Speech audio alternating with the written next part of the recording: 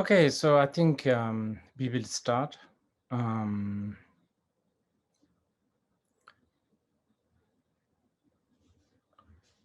There's going to be three translation.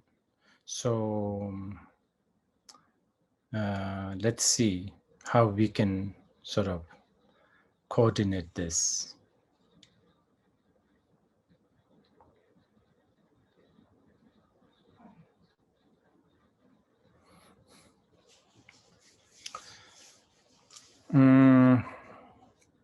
First of all, I'd like to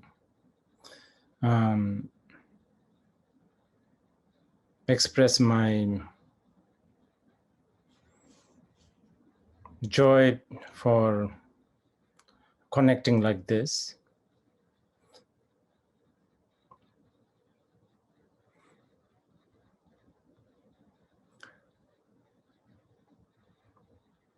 I'm still getting used to talking to my own laptop.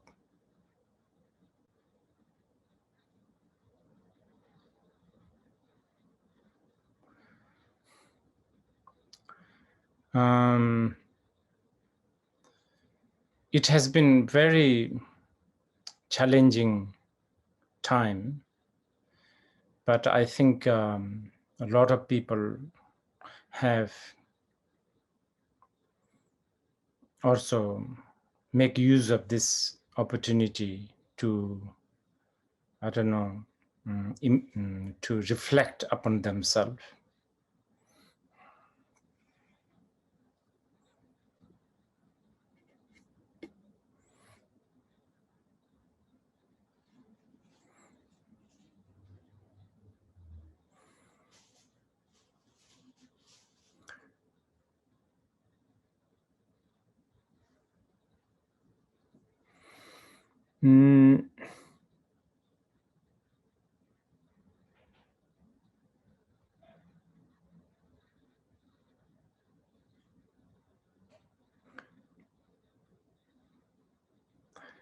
We are going to, I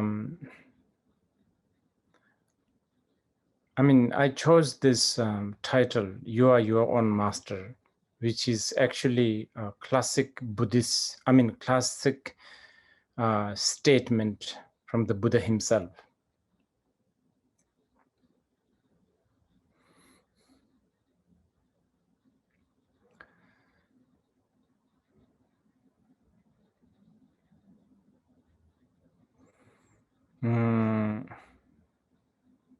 It might, for some of you new ones, it might sound like I made this up, but actually that's not true.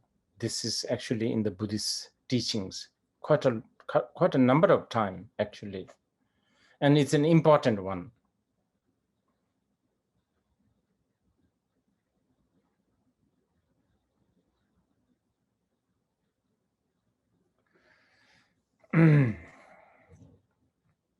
But I think we will also be doing questions and answers. So please send us your questions. I will try to answer them.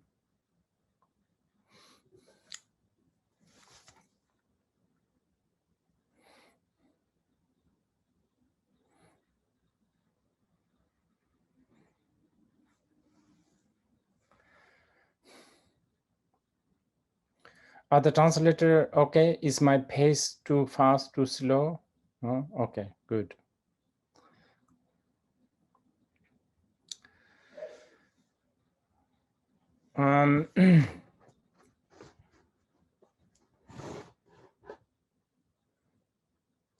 Now, Buddha Dharma, for many reasons, somehow it ended up becoming categorized as a religion.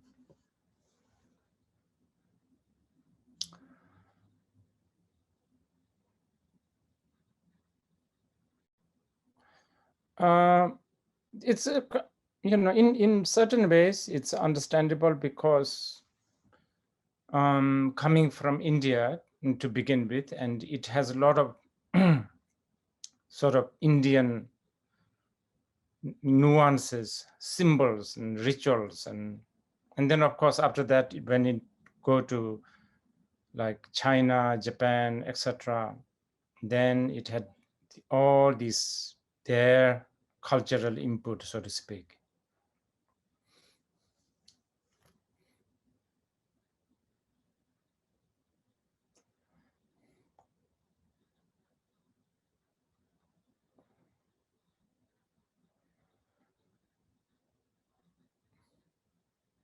So down the line, I guess, after 2,500 years, somewhat understandable that people now see Buddhism as some sort of ancient religion.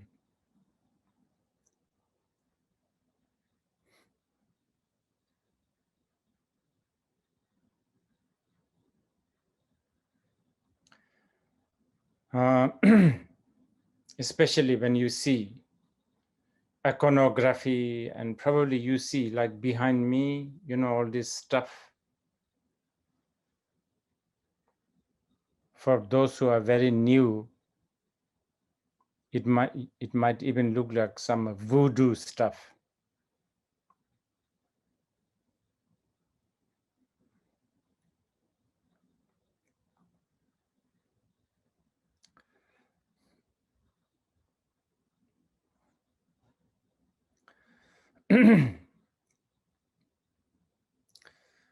But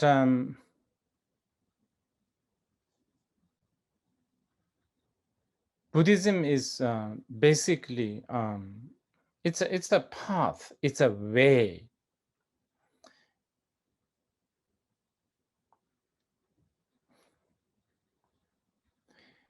It has full of theory and then technique.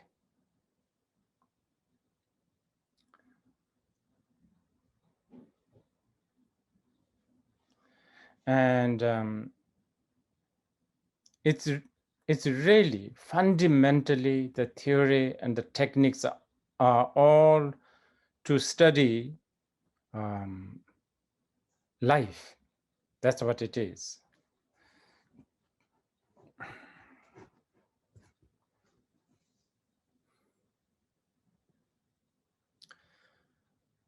And it has been tested for 2,500 years by lots and lots of people, like very literate, very, intellectual, all the way to, like,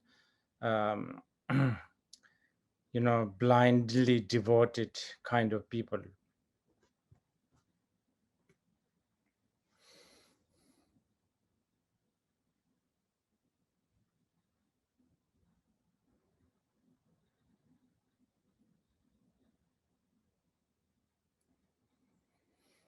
And even technologically, it has played some important role. For instance, printing press, printing, which is supposedly first ever printing material was done in China, and the first ever thing that got printed was supposedly Vajracchedika Sutra, what we now call Diamond Sutra.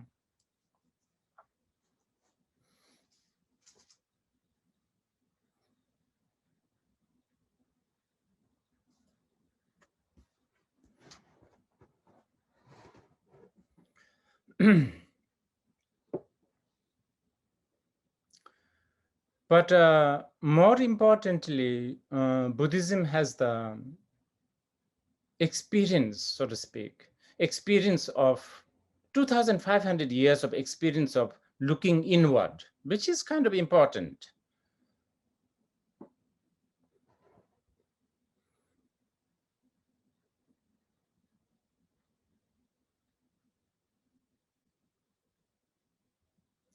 Like the culture of contemplation, inner sort of inward analysis. That's basically a very, that's actually the big part of Buddhism, and that's important.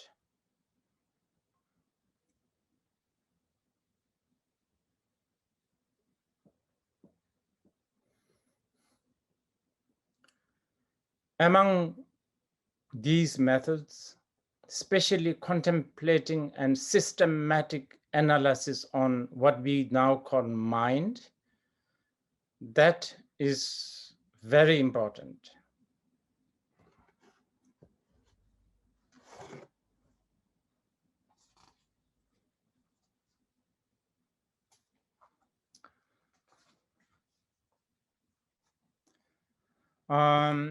Actually, not just Buddhism, you know, in China, Taoism, and in India, there's the Sankhyas and Jain, and there were a lot of people 2,000, 3,000 years ago, they were looking inside, you know, looking inside.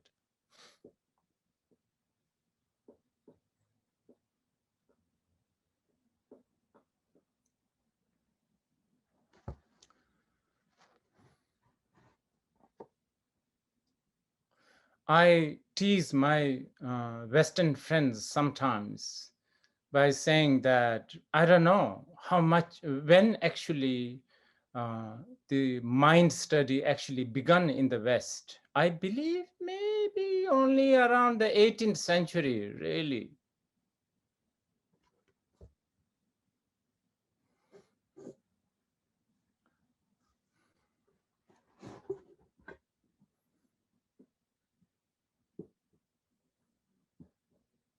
I'm talking about really comprehensive study, you know, really pages after pages of books written and hours of discussions and schools being created.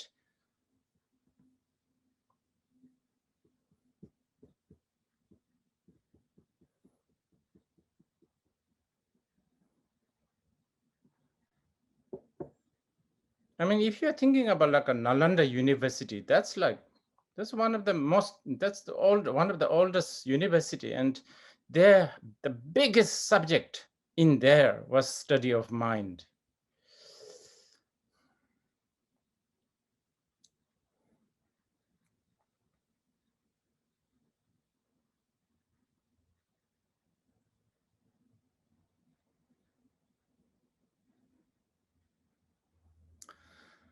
Well, to begin our, what do you call it, our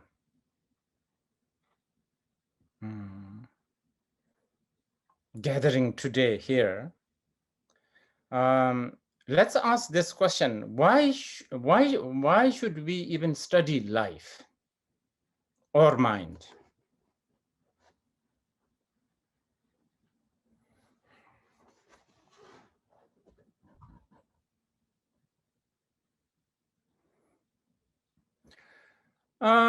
Broadly, you can say because, you know, as a sentient being, not just a human being, as a sentient being, you are looking for some sort of a satisfaction and all the way to happiness.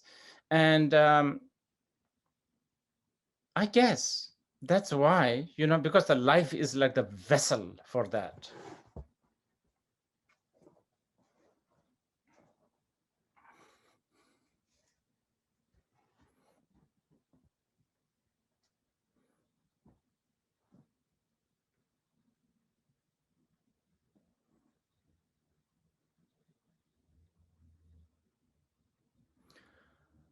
You know, almost every month, I get this question: what is the purpose of life?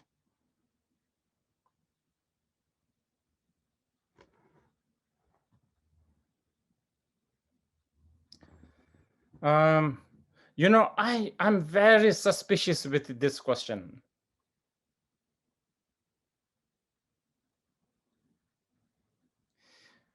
This seems very Abrahamic question to me. As a Buddhist, I'm very suspicious of this question.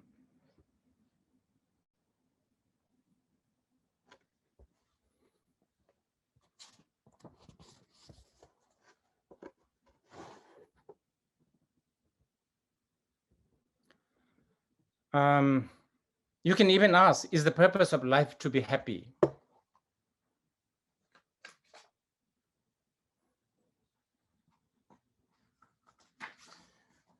Yeah, of course.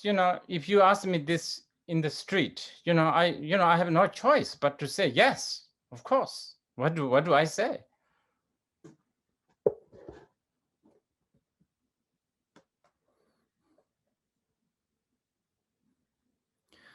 But you see, the thing is, what do we mean by life? What do we mean by purpose? And what do we mean by happiness?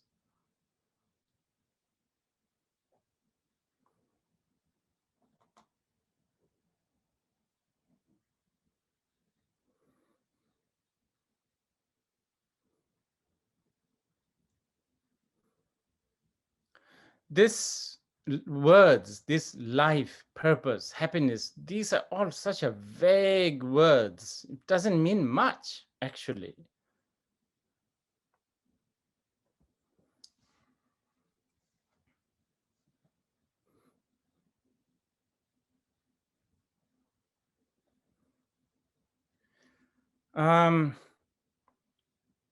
I mean, strictly speaking, I would say the purpose of life in Buddhism is to study life, as I was saying earlier.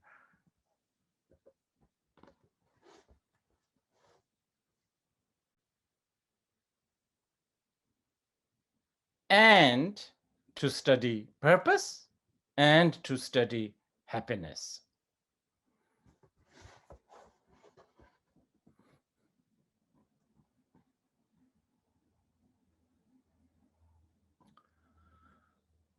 Of course, some of you here probably knew.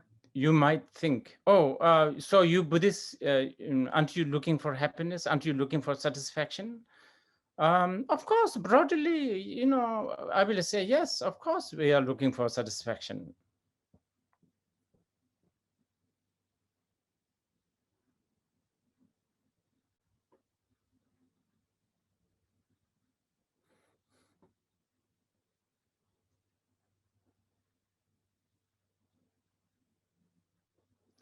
I'm stressing this because sometimes Buddhist or Buddhism is looked as, oh, those sort of the harbinger of bad news, who talks about suffering and renunciation and, sort of who kind of don't want to have a fun. But that's not true at all.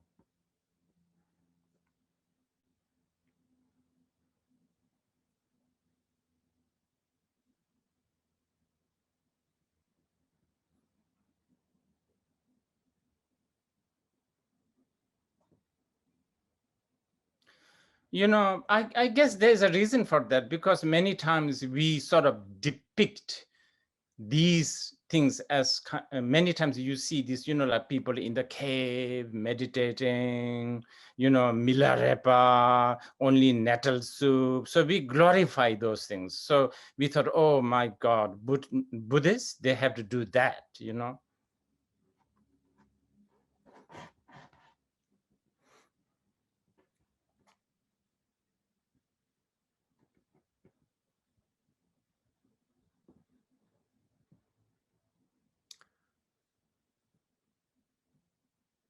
Yeah. There's this idea that all Buddhists has to be ascetic, which is really not true.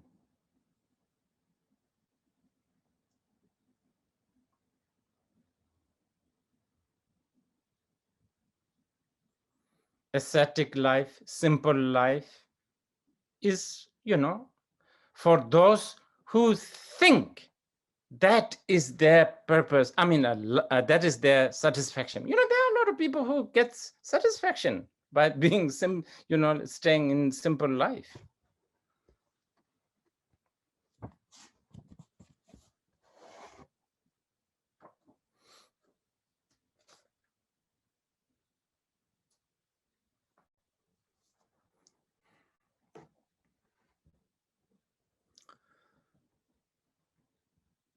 There are sutras where Buddha actually sort of refuse to give, refuse to ordain somebody who wants to become a monk. He told them, oh, you should remain as a merchant.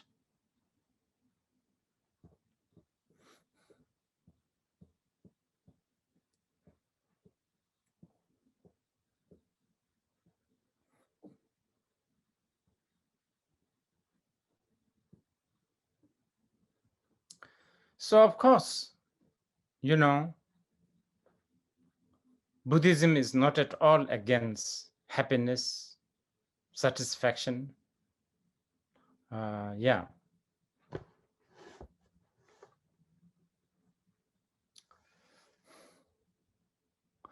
But let us define. How do we define happiness?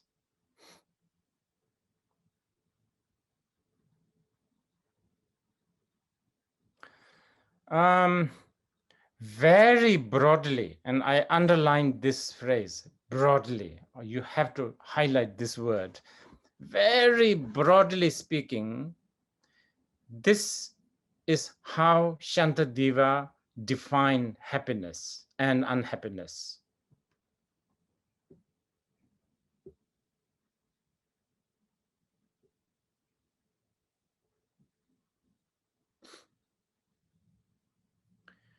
When you are independent, when something is independent,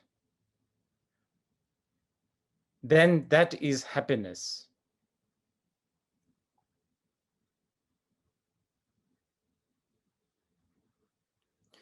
When your situation had to be relied upon something else or someone else, then not happiness.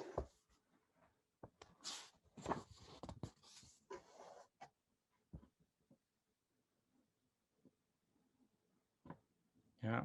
So in Tibetan, we use the word rangwang, rangwang. Rang means self, wang means sort of power, independent.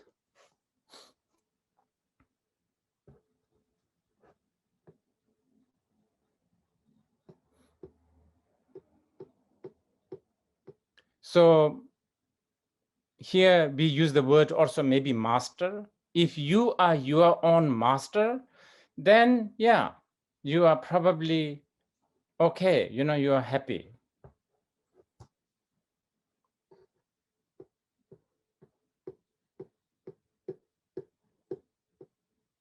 You are your own commander in chief.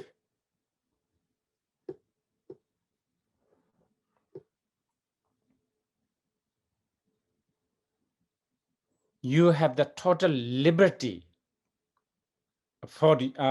you have a total liberty of yourself.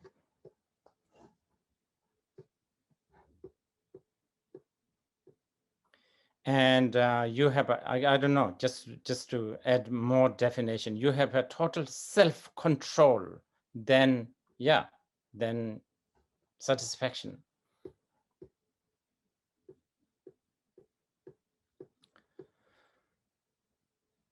And there are a lot of, there are many other statements that Buddha made, like rangi rang, but that you are your own master, and then also that even I, meaning Buddha himself, cannot lift you from your pain.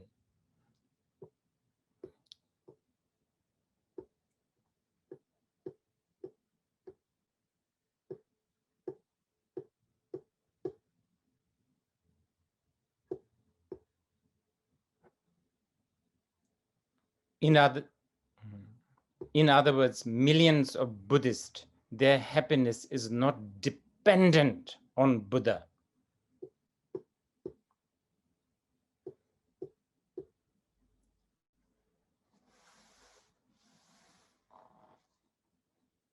If millions of Buddhists' happiness is dependent on a Buddha, we are in trouble. He's left, gone.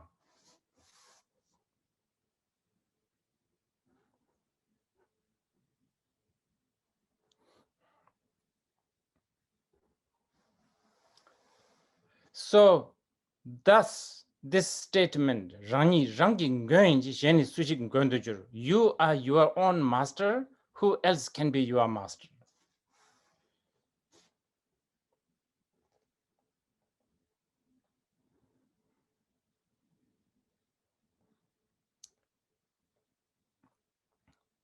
But this statement is vast and deep.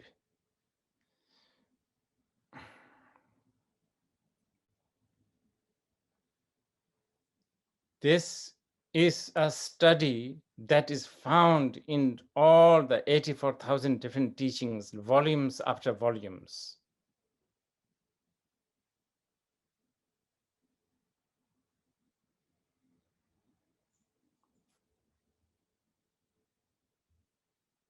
How you are your own master and how you should acquire that.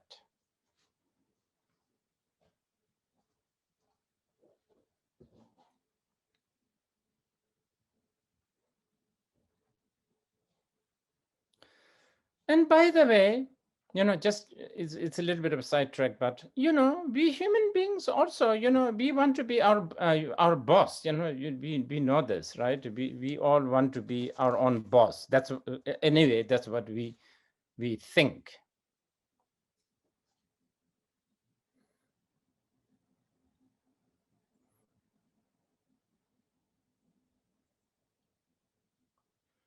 Everybody wants to be manager. How many books are written for management?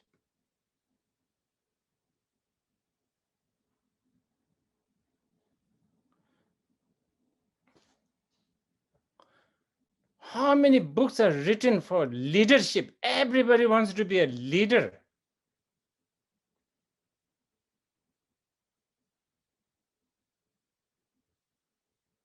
I don't think there's even a single book how to be sort of the other side, being managed or being not the leader, being led.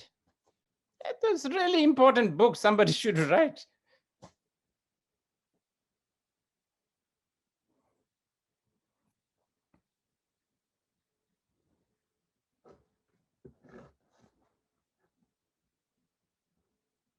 Yeah.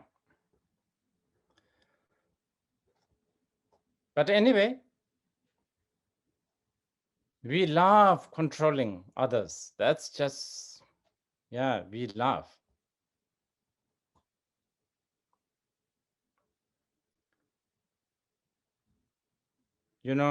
Parents wants to be the boss of the children.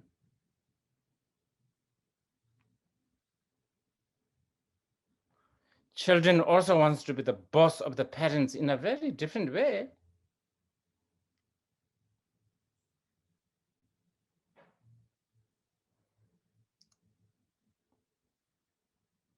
Then, of course, we want to control our enemy. Enemy wants to control us.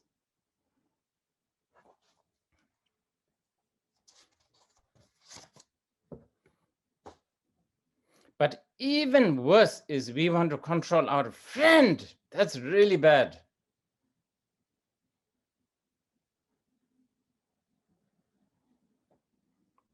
And the friends also want to control us. That's what friends are for. Control each other.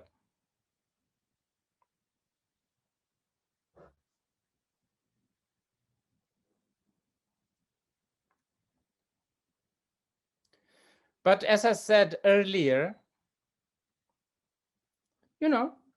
even in Buddhism, broadly speaking, we, the path of Buddha, part of the Buddha Dharma is how to be in control, how to be the commander in chief, so to speak.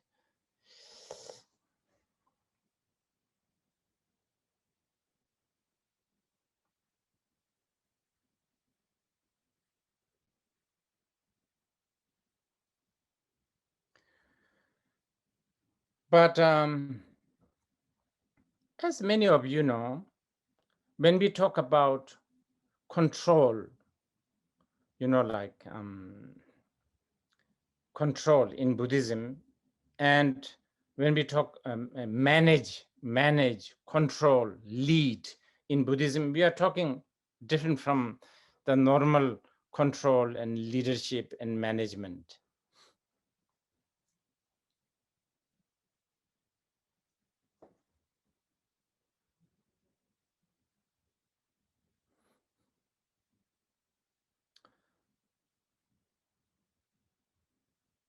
We are talking about basically controlling your own mind, commanding your own mind.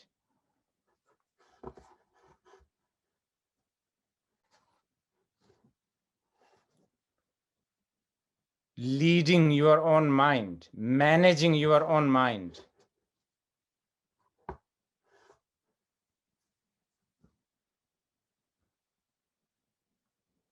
Yeah, this is actually, you know, sometimes this is how the Buddhists summarize things. If you ask, what is Buddhism? Then this is how we summarize.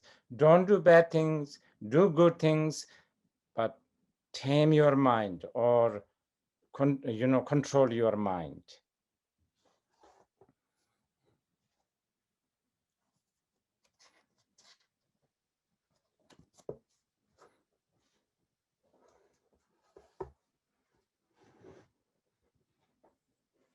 Because if you can control your mind, just like Shantideva said, you know, if you wear a soft leather shoes, then no matter where you walk, you will only experience softness. Likewise, if you control your mind, then, you know, everything is controlled.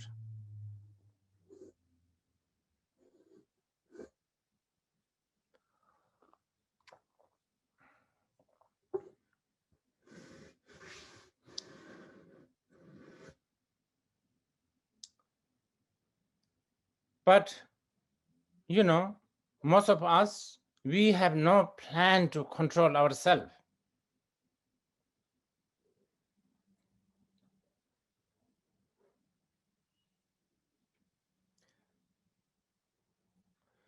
We only want to control others, not just human beings.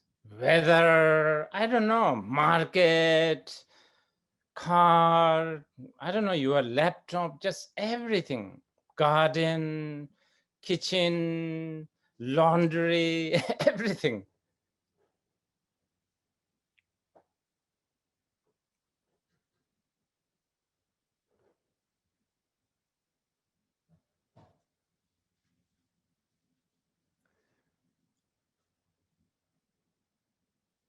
So this is why I said, you know, all of us are kind of a control freak.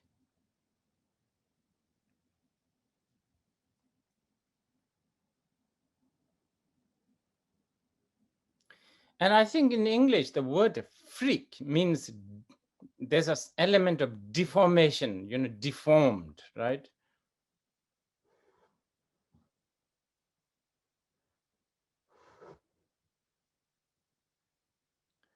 Yeah, so, you know, so this zest, our sort of this passion to control others really has the element of, you know, that freakish sort of, you know, deformed stuff going on.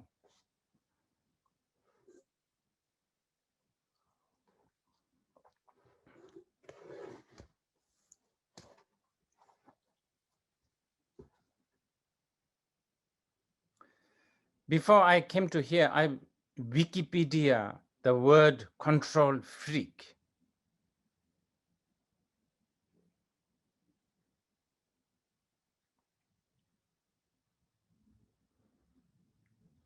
And there's one definition that control freak has something to do with a personality disorder.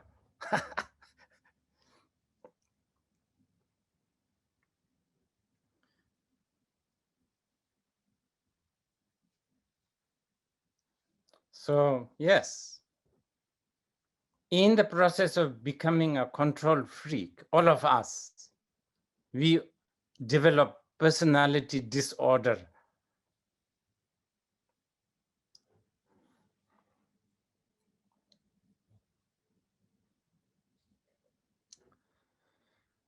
Now, why we have become like this? Why are we obsessed in controlling things? Why we want to fix things? Why we want to control things?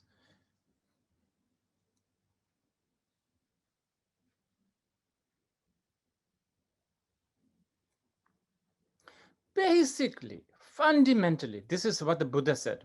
Fundamentally, because you have no real picture of life.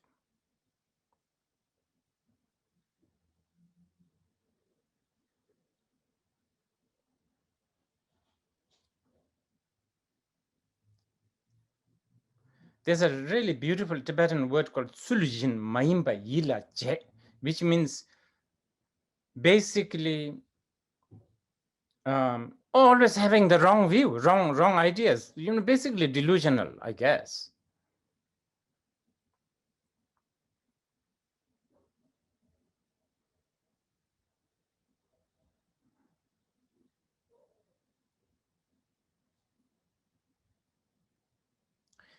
We look at something that is really not really 100% satisfying, but we think it's happiness.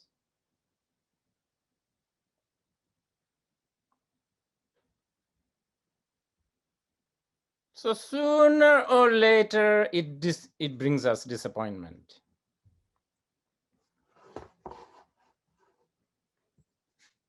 We are always looking at things that are momentary, but then we imagine it's the continuity forever, like that kind of thing.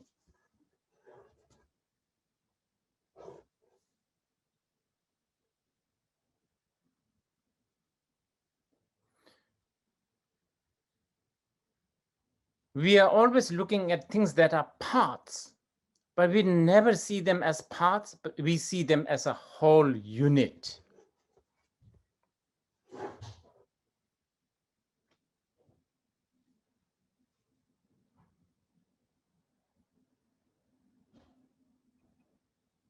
When do you ever remember? When you see your friend, do you ever remember one time you see your friend only in terms of their, I don't know, nails or I don't know, hair, hair in their nose?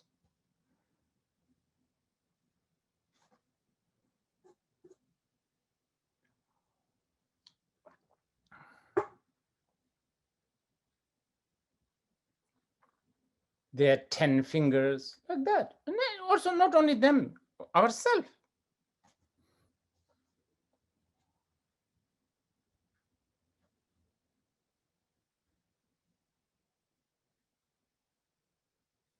We look at ourselves, as some sort of a whole unit, some sort of a whole thing, like even, we don't think in terms of toes and, nostrils and stuff like that.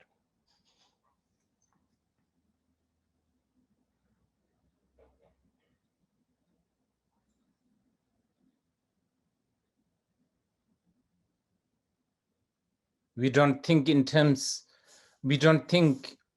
ourselves in terms of momentary, collection of lot of momentary.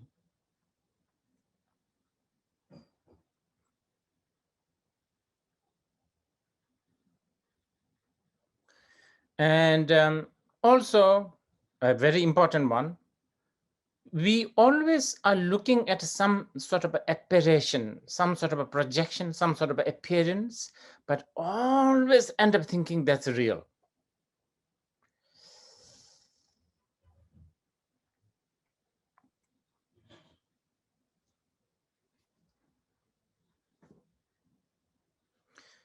So right from the beginning, we have a wrong view.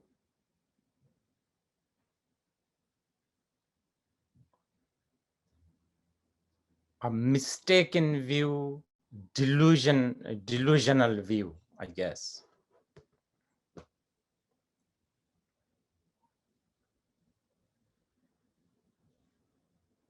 Just as how we think mirage is a water or a scarecrow is a human.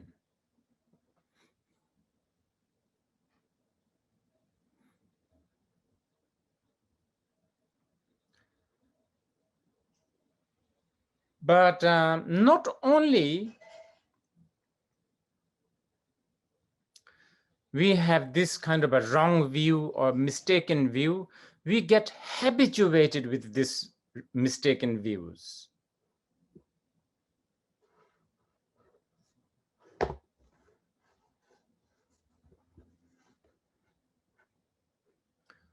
You know those crows in the paddy field? Day after day they come, and when the scarecrow moves a little bit, they are still scared. By now they should learn, that's nothing. You know, that's just a scarecrow, but they don't go like this.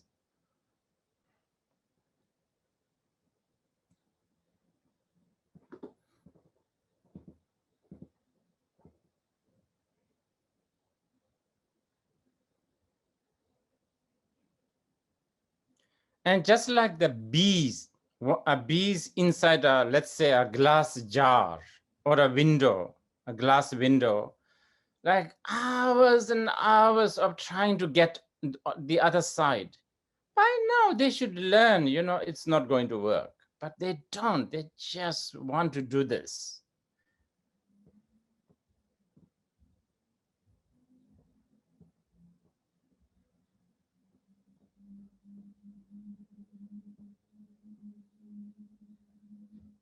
So this is how we ruin ourselves with the hope and fear.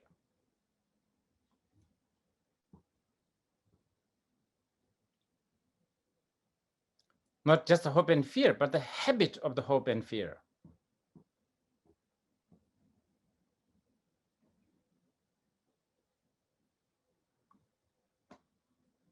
You can contemplate almost everything what we do is we do just like those crows and those bees.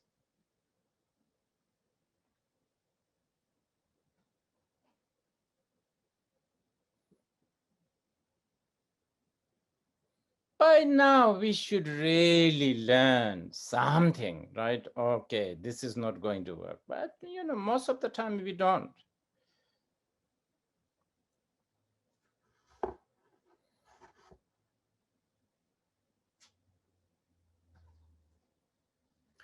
And by the way, this is also how we lose our basic fundamental kindness, because we are too busy.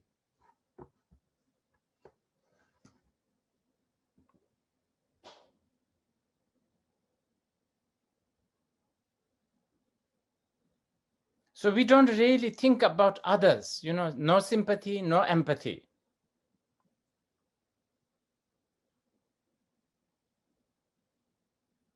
No wish to benefit others, basically.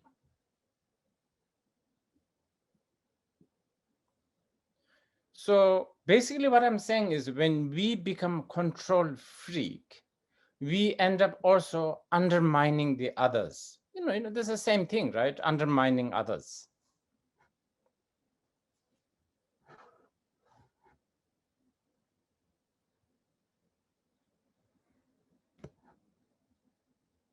So then we become narcissist.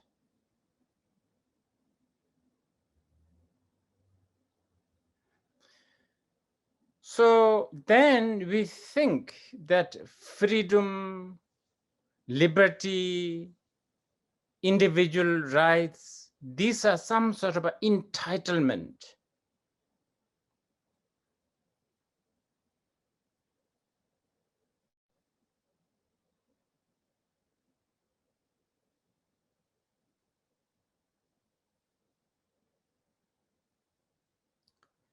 And in the process, we lose our bird's eye view on life.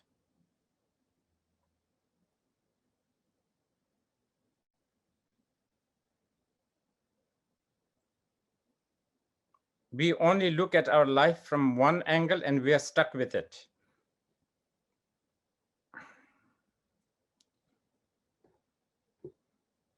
And then how can we become visionary in this case?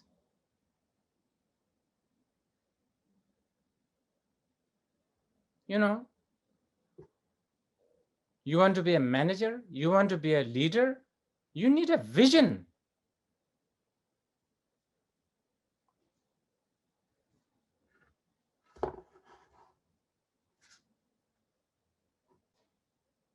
If you don't have a fundamental truth in your head, how can we become a visionary?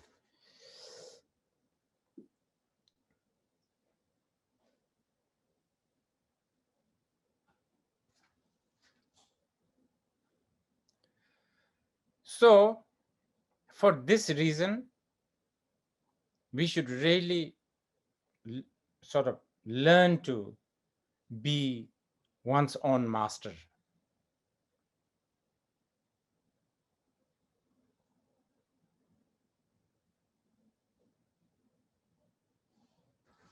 Okay, let's take a toilet break.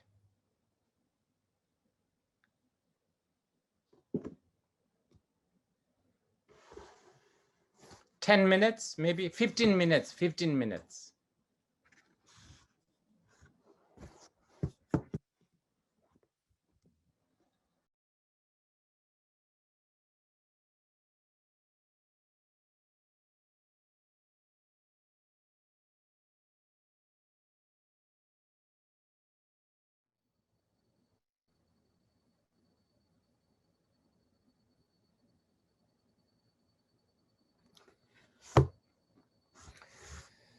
Okay, now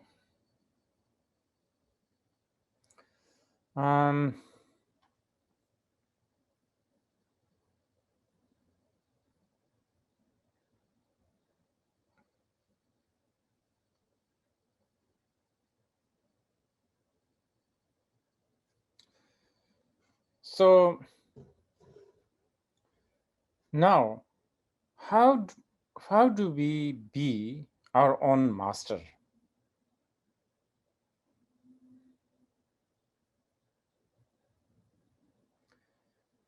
I think it's actually important to even first fundamentally it's important to know and have confidence that we can be our own master. This is fundamental.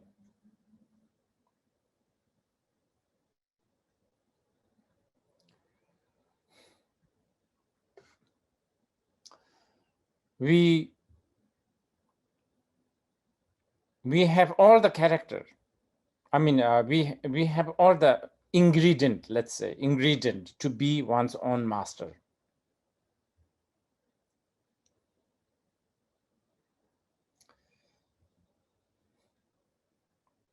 If we can pay some attention to this, invest our time and energy, a little bit of this, it's there. You don't have to download from somewhere this one.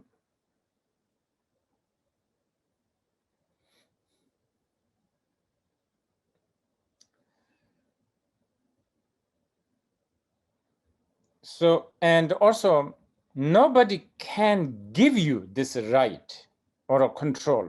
No one, no God, no government, no one.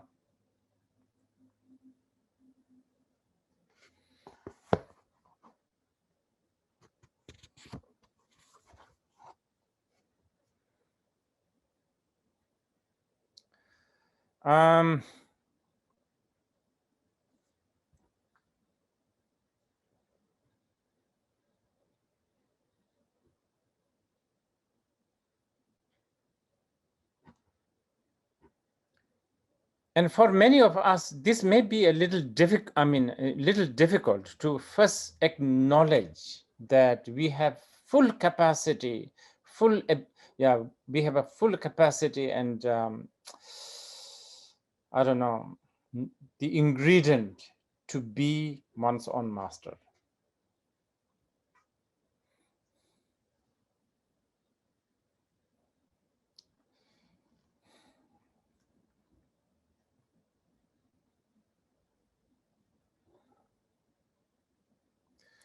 You know, I think there's an expression called live and let live.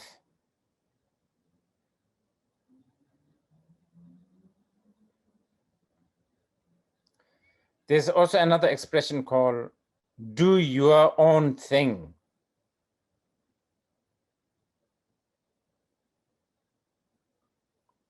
Yes, we say this and we kind of print this. It's you know, we use it as a slogan, I don't know, motto, I don't know, some sort of an inspiring thing, but we just never really give ourselves time and energy and, you know, just invest, yeah, time and energy in live. First live and then let live.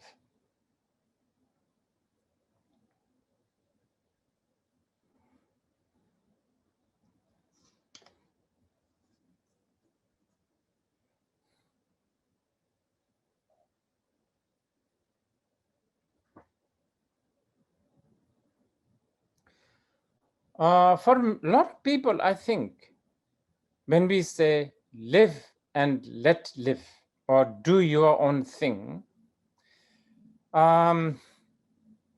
maybe they're thinking about, you know, I don't know, close your door and be in your room. Not too bad, actually, that, but still not good enough.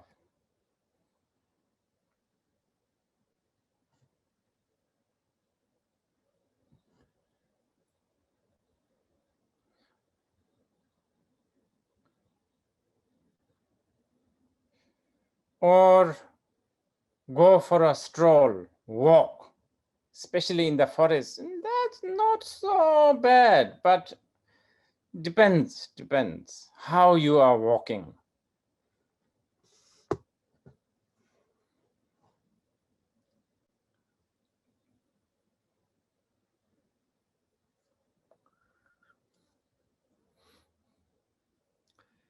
Then we have these ideas, oh, you know, do your own thing, let live, meaning read books, listen to podcasts. Oh, now you are, I don't know. When you do that, are you really, you know, living and letting, let live, you know, do your own thing? I don't know. Need to think about this.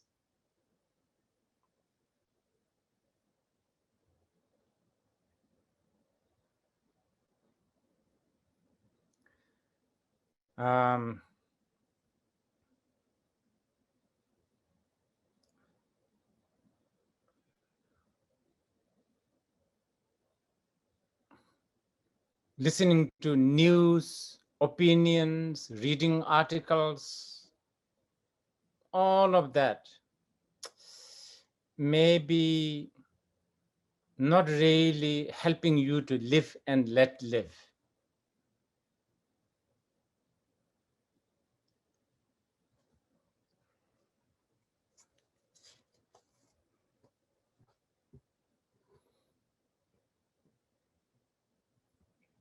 Because the thing is, like a news, for instance, or a social media, they all have their own vested interest.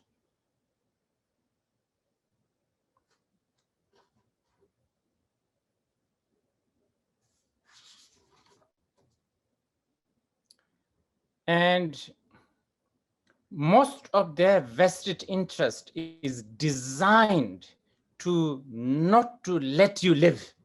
And yeah, designed specifically.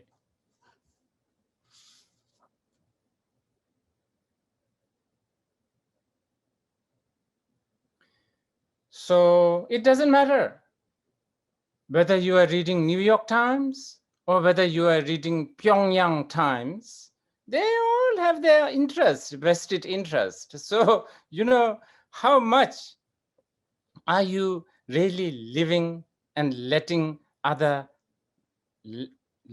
make you live? You know, this is something to think about.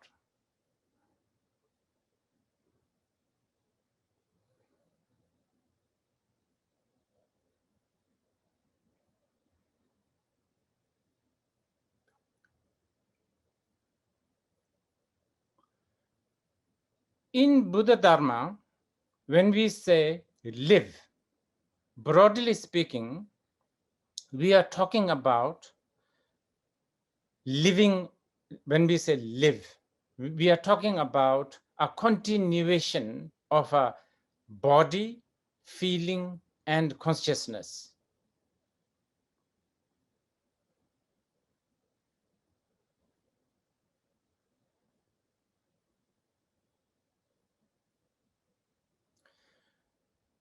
So if you want to live and let live, or if you want to do your own thing, you have to let your body, feeling, and the mind be free from all kinds of fabrication.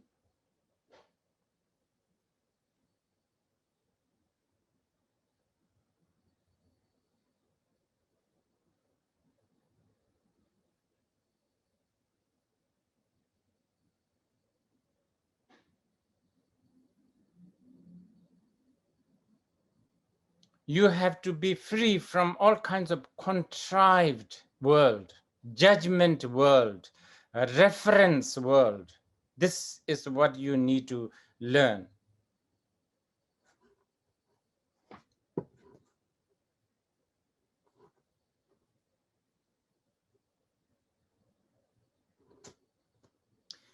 I'm not saying that you should not read New York Times.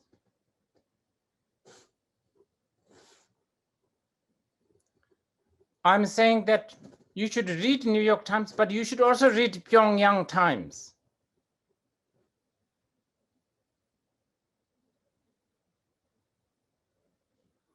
And especially those who are liberals here listening, you have a prejudice to believe in New York Times. I know this. I myself is one.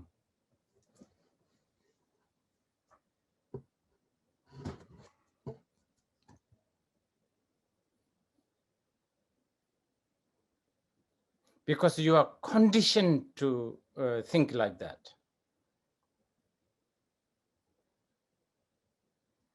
From the time you went to kindergarten, you have been programmed, conditioned, manipulated like this.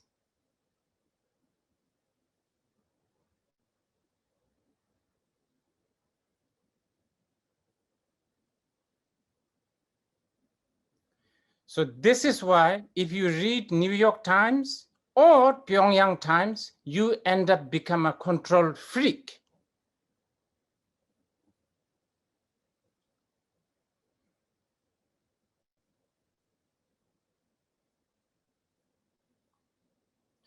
Pyongyang Times does not make you more control freak than New York Times.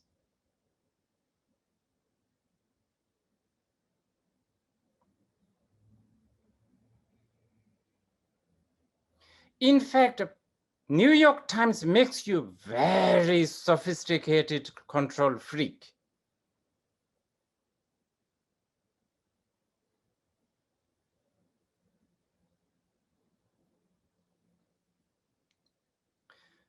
Do you remember what control freak is? So by reading New York Times, you become very, very sophisticated, deformed person.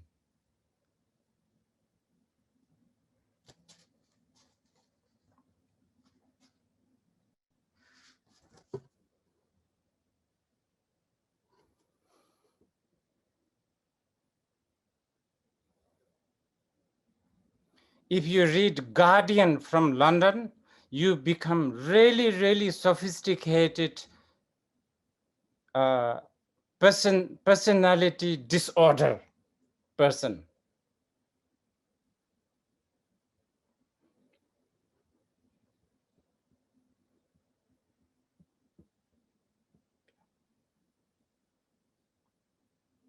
So we really need to be savvy and smart and shrewd and sensible to live and let live.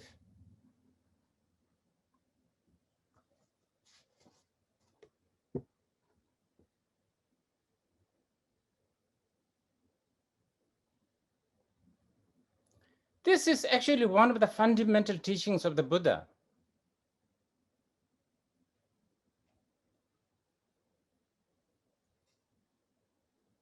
How to be savvy, smart, and shrewd to live your life.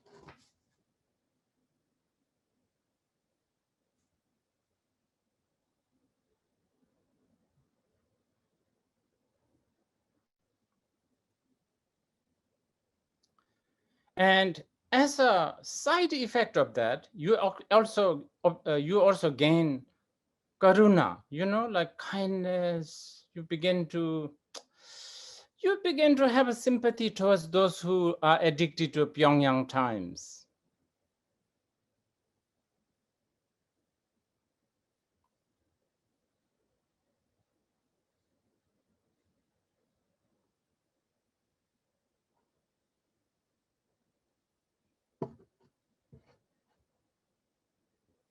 And yeah, you begin to not undermine others.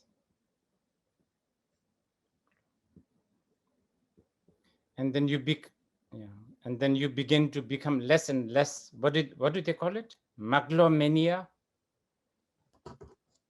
What is it? Like a Donald Trump, right? Someone who only think about themselves or something like that.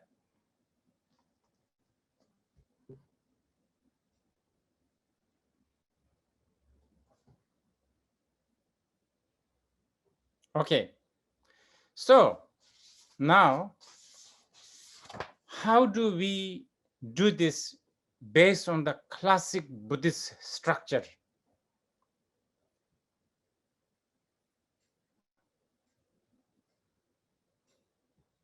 I believe that there are very new people here. So, I'm a Buddhist. So, ultimately you will only hear things to do with Buddhism. So you have to bear with this.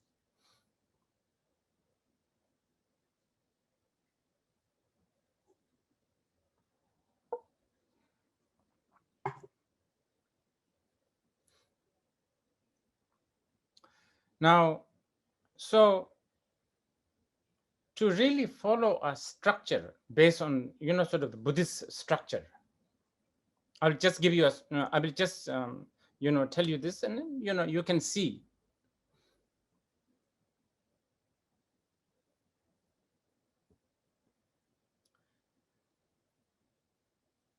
First, you need to really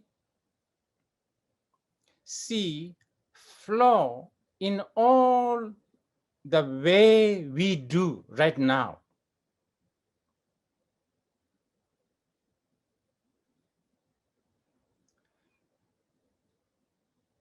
Like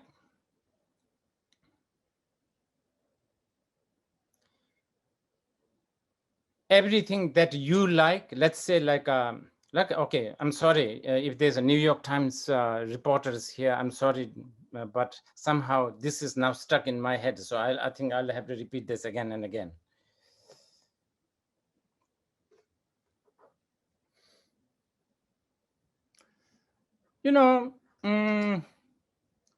Somehow you have to realize that seeing New York Times as a freedom of speech and having that prejudice, and looking at the Pyongyang Times as a propaganda, that is a flaw.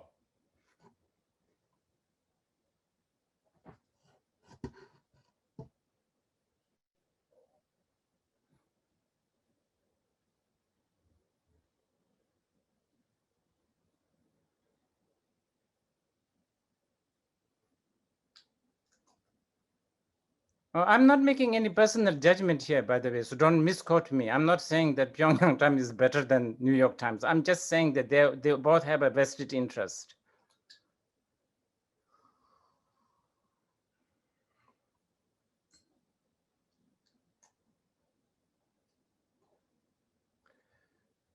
Just remember, we are like that bee and that crow. Remember, days after days, we look at the scarecrow and still we are scared. hours after hours, we have been trying to find a way out of the jar, but we still hope that we can get out.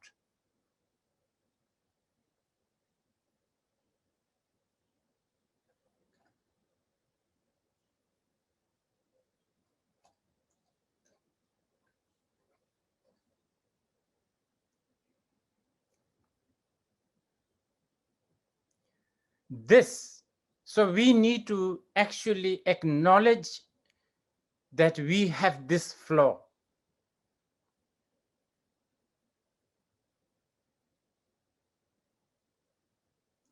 And this, not only acknowledge, we need to sort of long to get out of this flaw.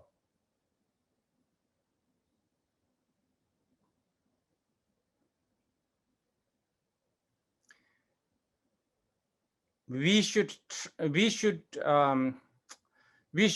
be brave to get out of this comfort zone.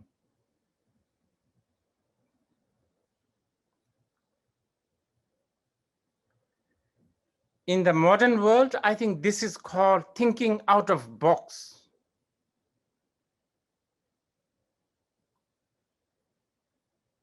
In Buddhism, we call it renunciation mind.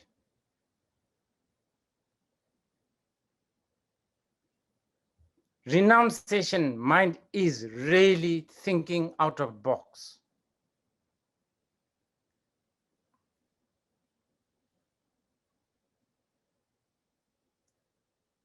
A renunciation mind has nothing to do with the shaving hair and, like going to cave, etc., etc. It's really to think out of box.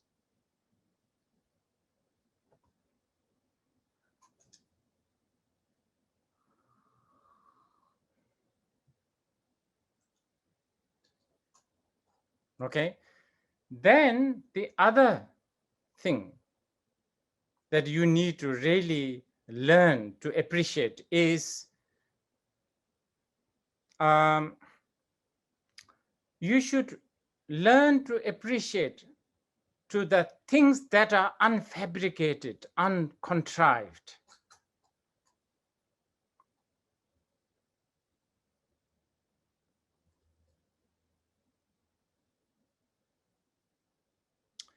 This may be a little bit more difficult than having a, sort of seeing the flaw of our, remember I was telling you earlier, that's already difficult, but this easier than this one.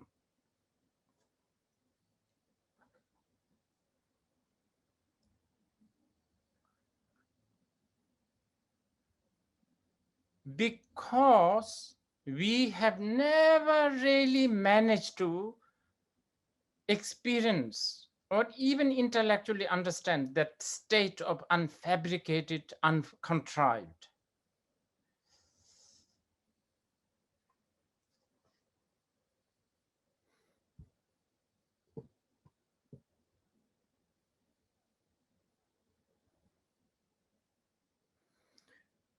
So for this, you need to do a little bit of hearing, little bit of contemplation, little bit of analysis.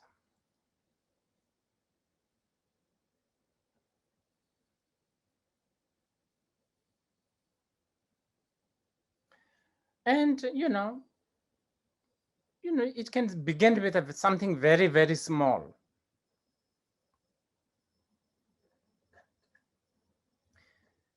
And by the way, interestingly, secretly, we all want to actually experience this.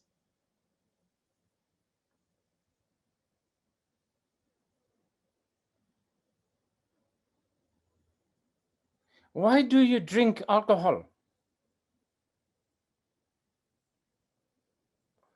Because when you are tipsy, you begin to do things that usually you don't want to do or you're too embarrassed to do. You know what I mean? So that kind of, uncontrived, we like this.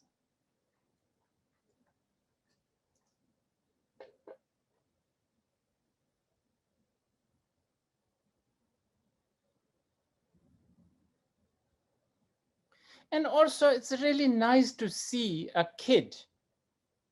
It's nice to see naked kid, like in the restaurant walking completely, don't give a damn about what other people think. We kind of like that, it's so, like we don't do it ourselves, but we kind of don't mind, and we feel very amused and sometimes even happy to, like so sweet that they do this.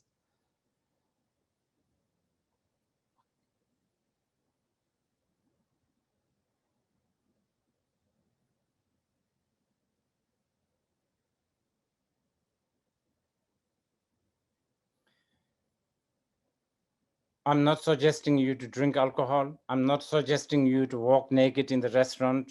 Please don't misquote me.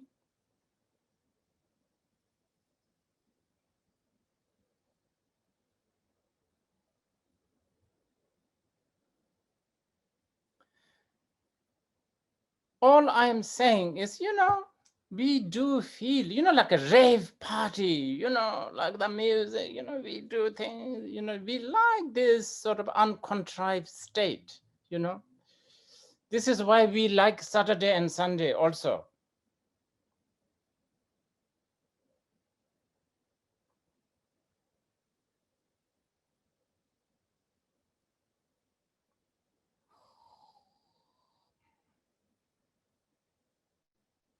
Like whenever you have chance to live and let live, you wear pajamas, not tuxedo.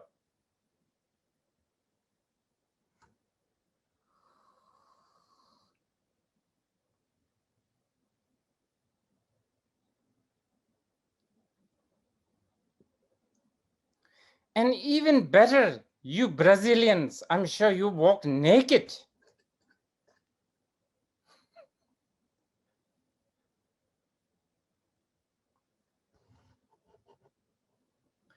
So here what I'm saying is you really need to long for this uncontrived, unfabricated, unmanufactured, unfranchised state. You really need to long for it. This is important.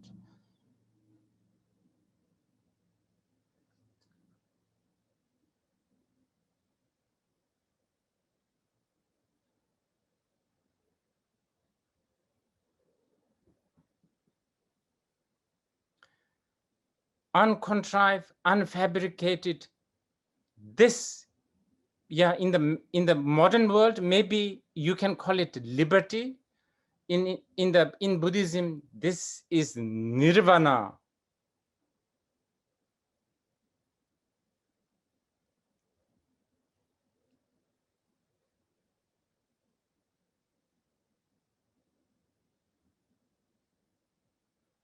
But I'm not only talking about a pajama nirvana, I'm talking about much more.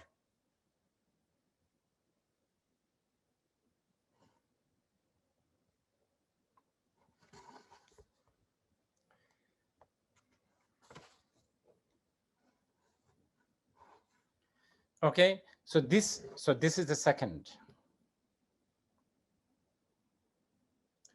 Okay, now how do we do this? How do we begin to see the flaw, and how do we begin to see the flaw of contrived world, and how do we begin to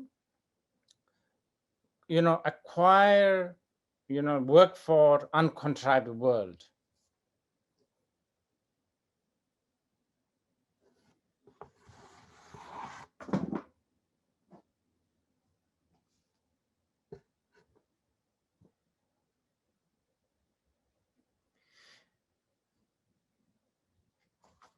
So for that, you need to get accustomed to certain way of living, or attitude, or motivation, or yes.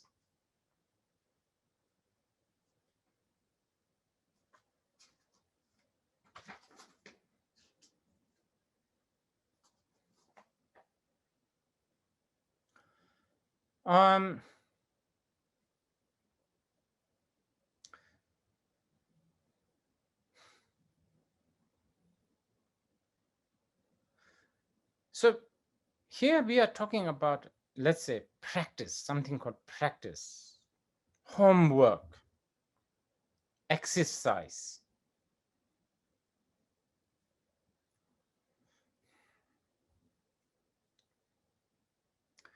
Now, this term, exercise, practice, Buddhist sort of homework, this has really been misinterpreted and mispresented, I feel.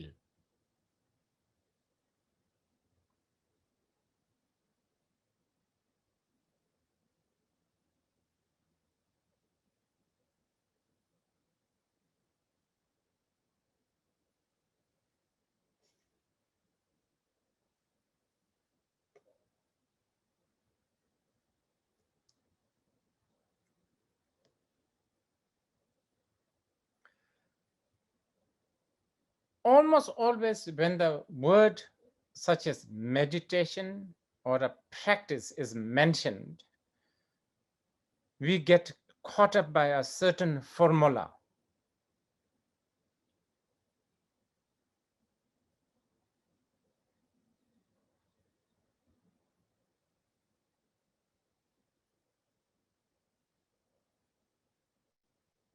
And by the way, those formulas, they can be quite good. I'm not at all suggesting you should get rid of them. But, by all means, they serve a lot of purpose.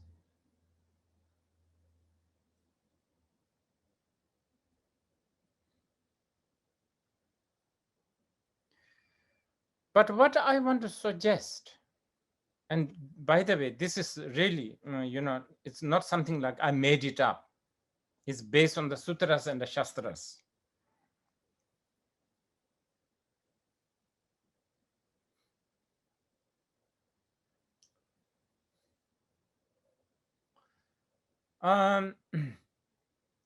You need to, if you can think about the momentary and changing nature of everything,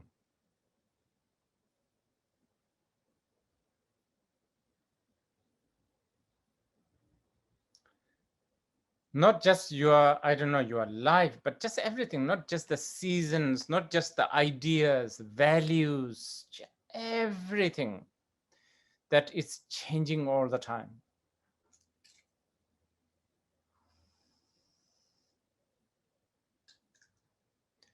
And in fact, not just acknowledging this intellectually, but actually really bring that into your conscious, conscientious, or bring that into your, mundane life.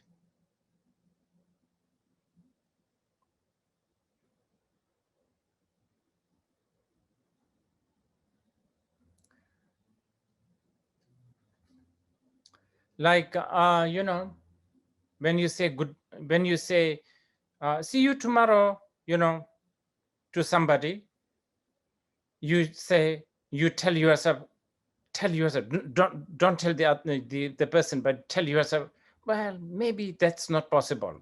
That kind of thing I'm talking about.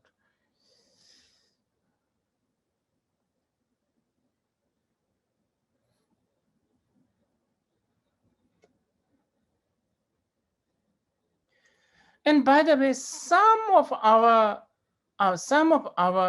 hang-ups can be very stubborn.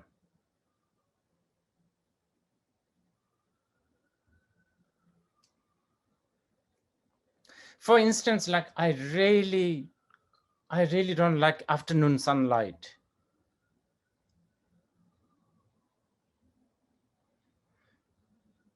The afternoon sunlight always makes me sad, and I don't know, it makes me just not feel good.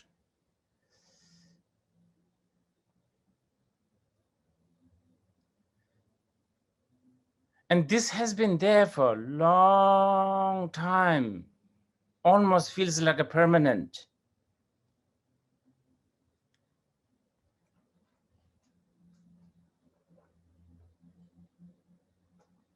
And my love for Japanese stationery shops, that's also not going that easily. I don't understand why.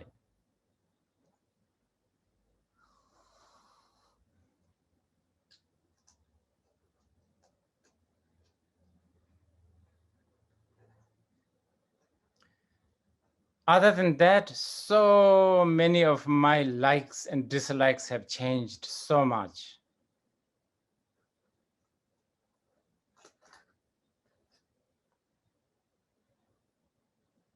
You know, different, different change of elements, just everything, changes all the time. Just, just age also forces you to change things.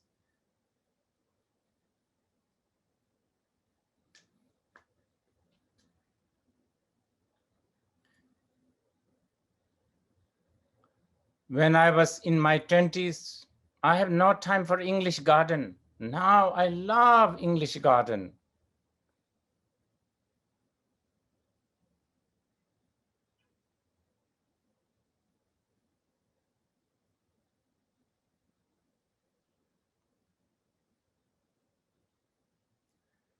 Yeah, my taste in food and music and all of this like fluctuates like this.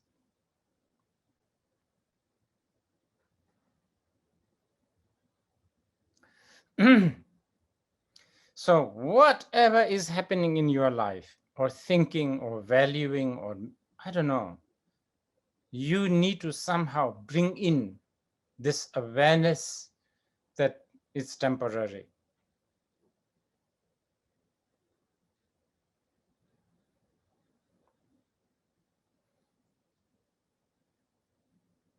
You may not sit 1 minute in entire life.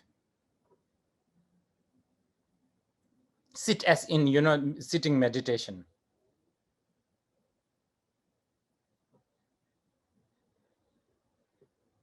You may not chant mantras. You may not behave like Buddhists. I don't know what that is, but anyway.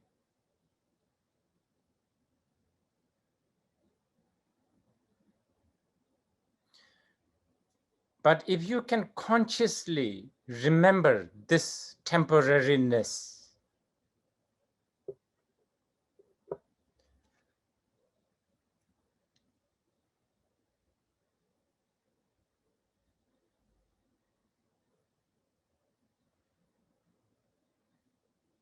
and by the way, when I talk about temporariness, again, please don't think in a negative way. It's not necessarily sad and bad and negative. It can be really good.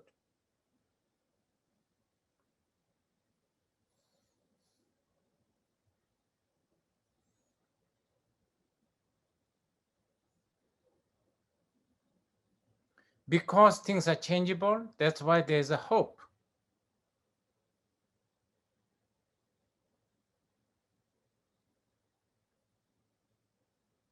If you can bring this awareness in your mundane day-to-day life, yes, that's practice, that's an exercise.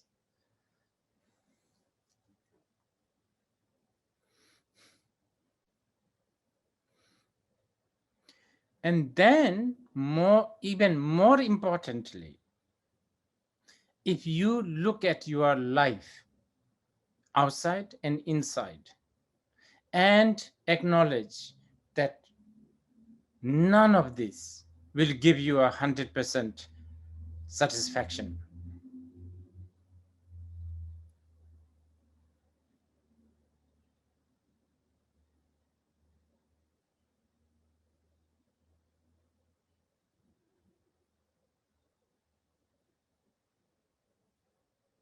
I'm not again saying you should not party, you should not hang around, you should not, do what you call it, window shopping.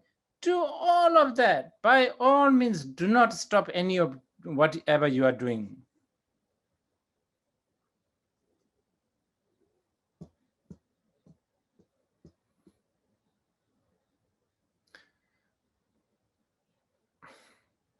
But don't be like that bee stuck inside the jar.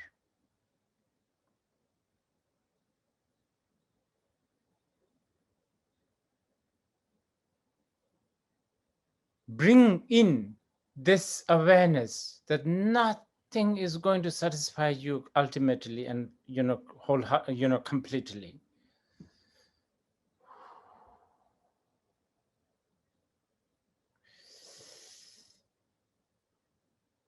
And bring this awareness while you are standing, while you are walking, while you are chopping your onion. I don't know, not necessarily sitting down.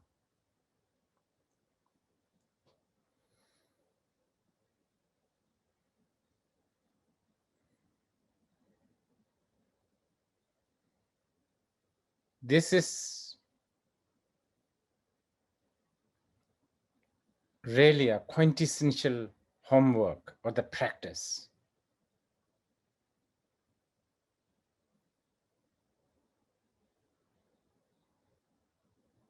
And then, now the most important, whatever appears or experience that you have,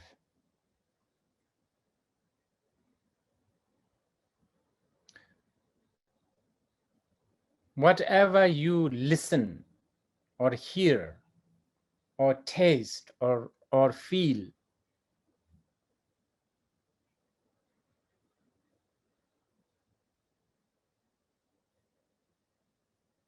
again and again bring this awareness that they are just an appearance.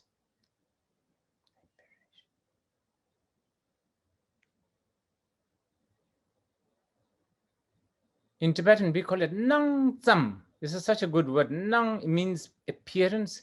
Tsam means just, mere.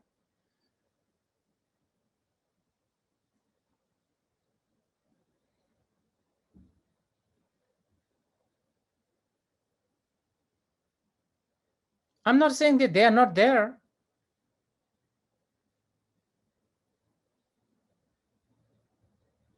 They are there, but they are just an appearance.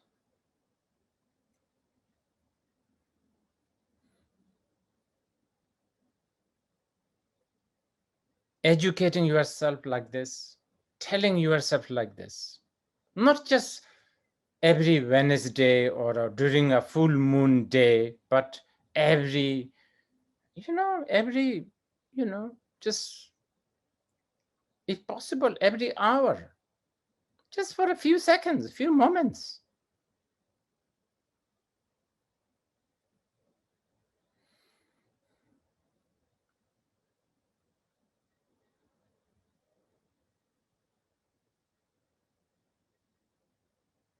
While you are sitting, while you are jogging, doesn't matter how you do it.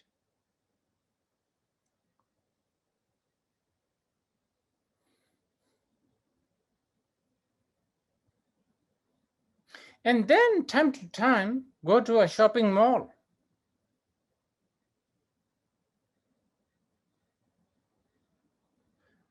And then look at the people and then see how they really don't understand the anicca, dukkha, and anatta, which is, the fact that everything is temporary, fact that everything never really gives you the full satisfaction, everything is just an appearance but not real. How they really don't know that.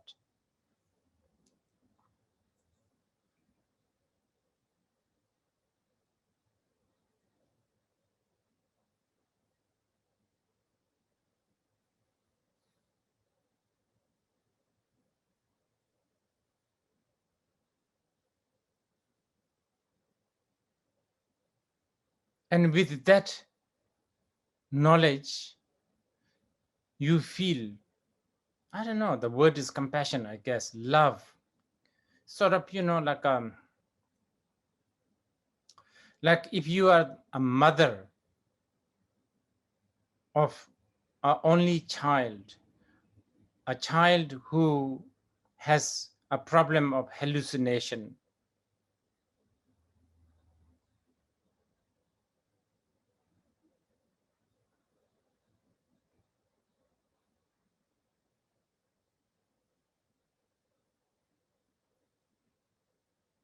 You don't go and tell the, your child some scientific fact that there is none of this hallucination that he's having. That's an arrogance.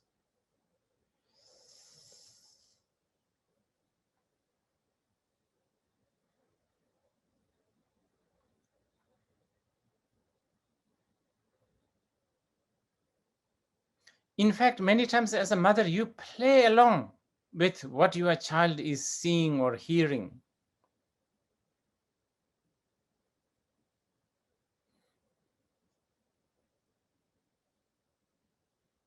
But, as a mother, you have extraordinary love for this, especially this child, because if the child has something like a headache or a toothache, it's a little different. But this child is having a problem that actually does not exist, but at the same time it exists. It's a really big deal. It's a really tough one, this one.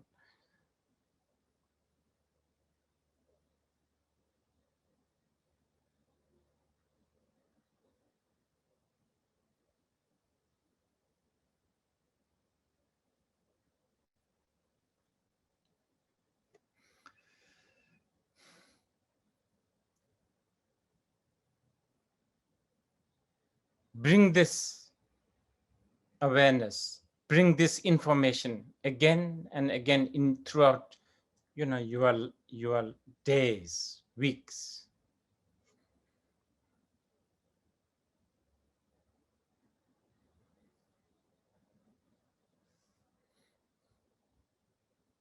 You can do this while you are browsing your Facebook,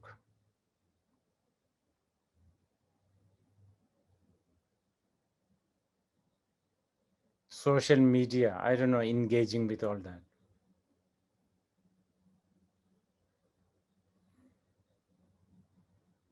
This is a practice.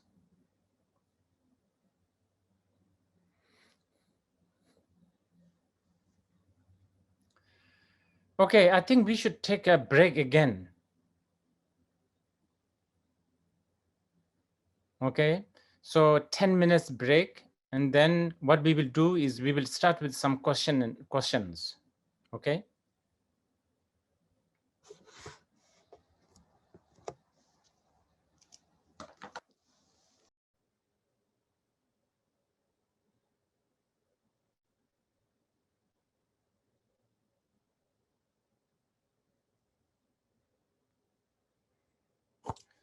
Okay, so we now go through some of the questions.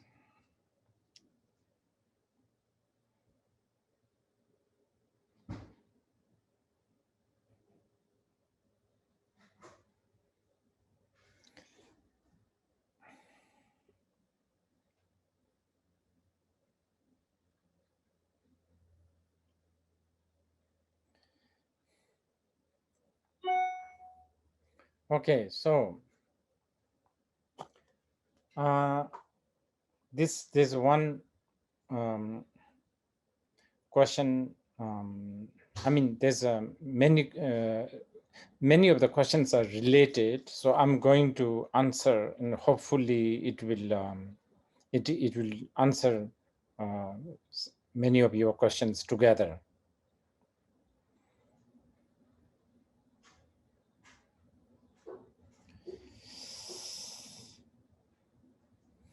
Okay. Now, a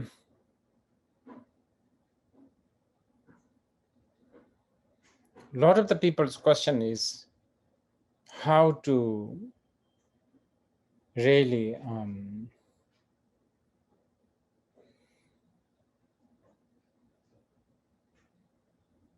they're finding it difficult to apply these techniques, even though they know that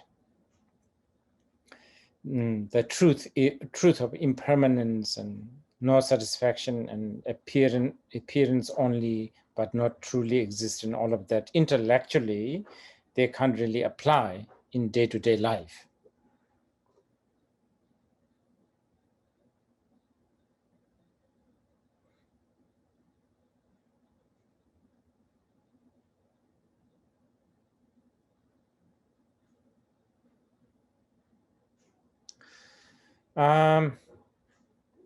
This is exactly why I was trying to point out that definition of so-called practice, homework, exercise, you really need to pay some attention.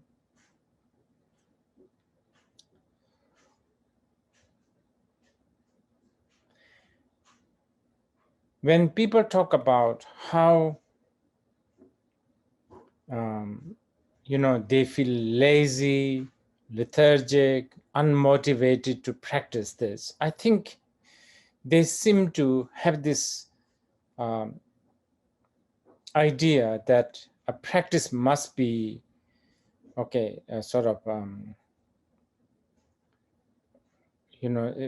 practice must have some sort of a form.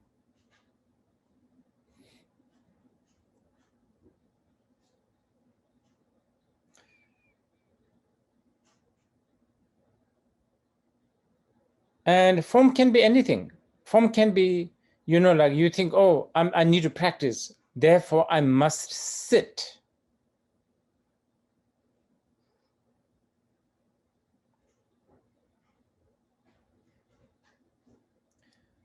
And this is wrong to think like that.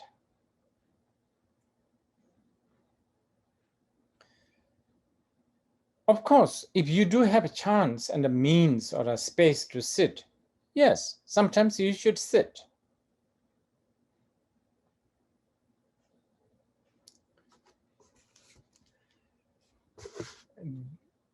These are prescribed as a favorable cause and conditions.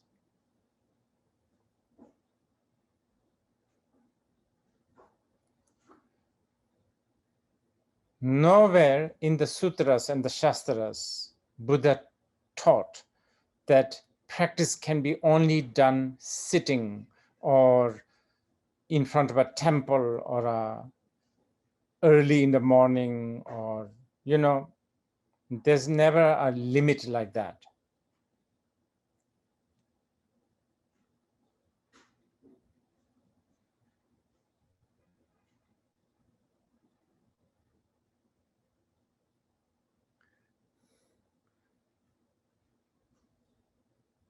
But some of these cause and condition does help. Like sitting definitely help. Probably sitting and contemplating on this may give you a better chance to aware the truth than lying on a hammock.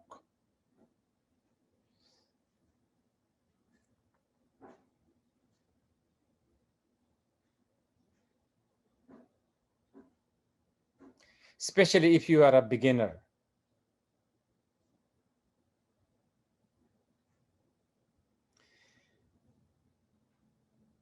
And the other problem for the practitioners is they always think that the practice has to be, oh, I can't practice. Meaning what I think they're talking about, oh, I don't have time. Meaning like a practice has to be like an hour long or a half an hour long or sort of a longish,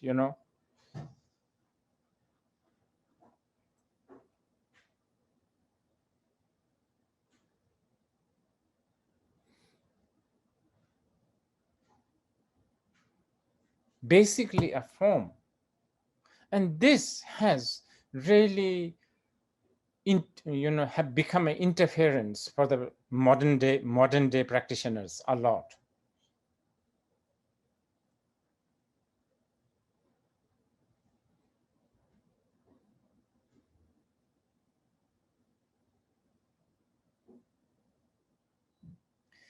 And this is why I was saying that, you see, what is it here? What is it that you really need to accomplish is seeing the truth.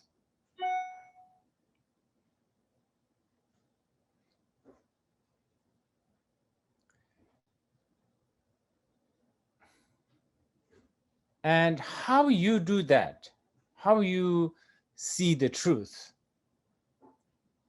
by sitting or standing or walking around, it really doesn't matter.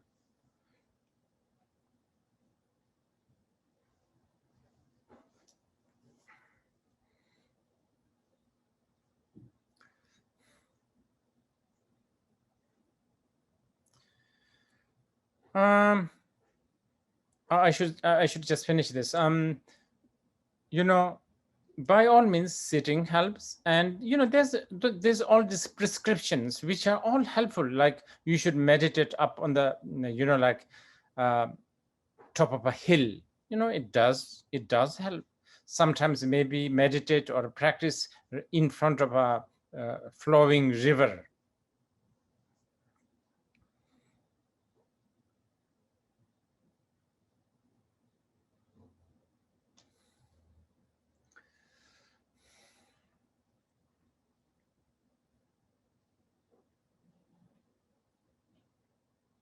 One of the most favorite spot where Buddhists like to practice is under tree, supposedly for some, I don't know, for some elemental energy, whatever. Lot of important things in Buddhist history happened under a tree, starting from the enlightenment of the Buddha, the parinirvana of the Buddha. All of this has happened under a tree.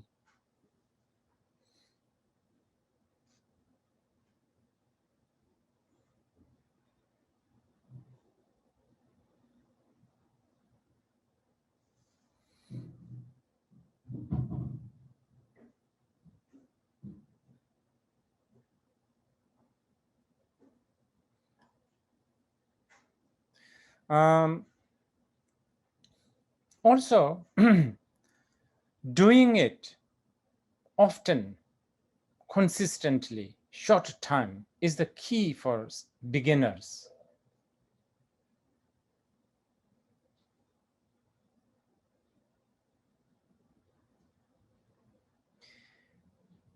And when you don't rely on some sort of a form or a like time format, then it gives you chances to sort of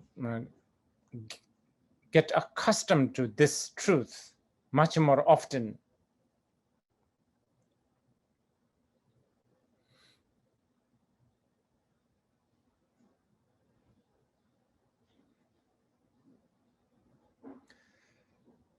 So this is why,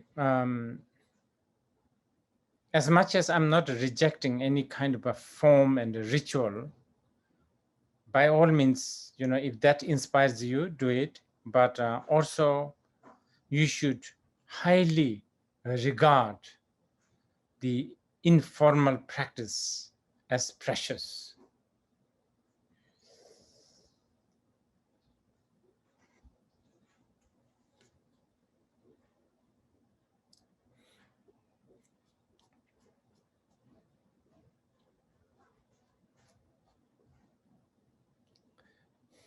Now, there's a few interesting questions here, which are also similar. So I'm going to answer that.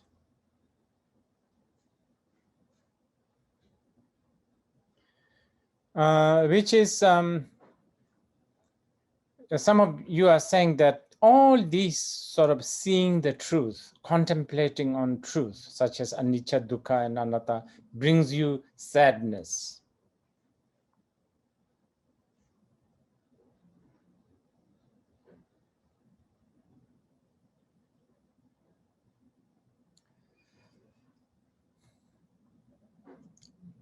I don't know what kind of sadness you are talking about, but I will tell you right now, this is good.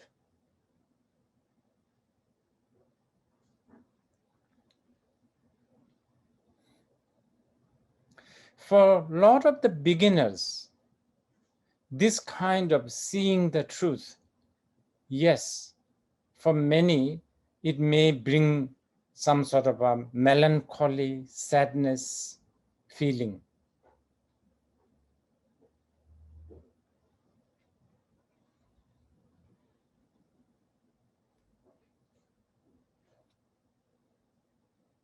I think that is good.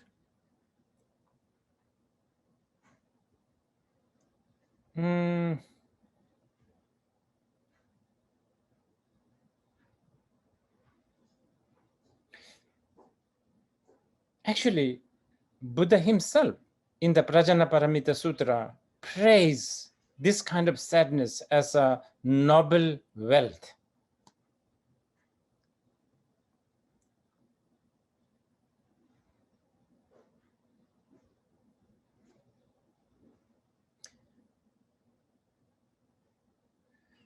You know, many serious Buddhist practitioners even pray that they have this kind of sadness.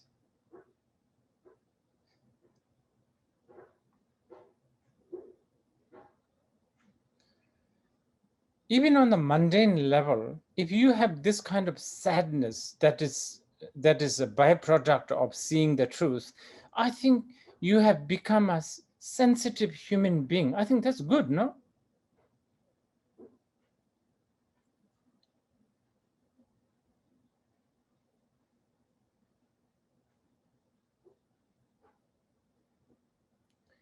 And I think you should really cultivate that. And then this sadness, being another, compounded phenomena, will also, go. It will disappear.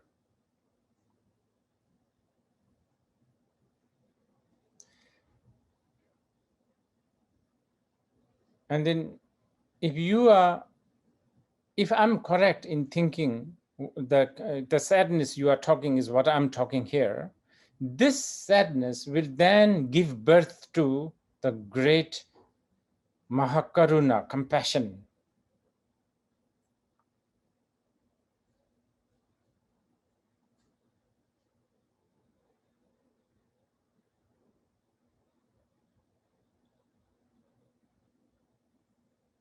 I think this kind of sadness can also bring a lot of courage.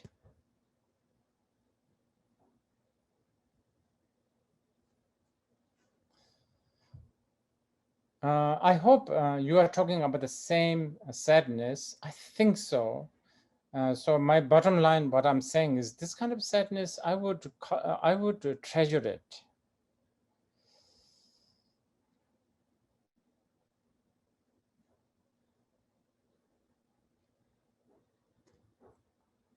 Remember,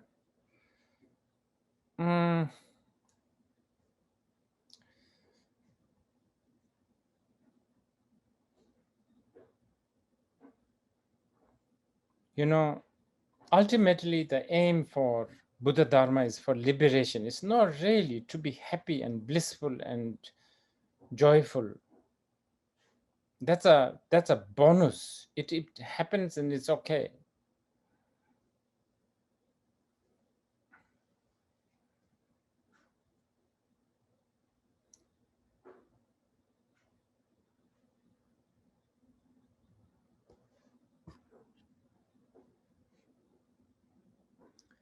If you are a farmer, you will be striving for rice, not for hay.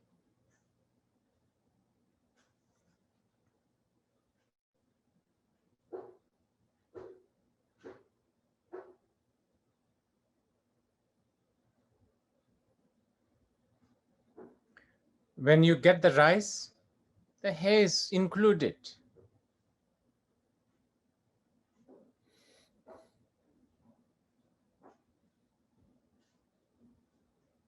Yes, probably this is also because many times people meditate, do things like mindfulness so that they can be relaxed, happy, balanced, healthy. These are not really the ultimate sort of goal for Buddha Dharma.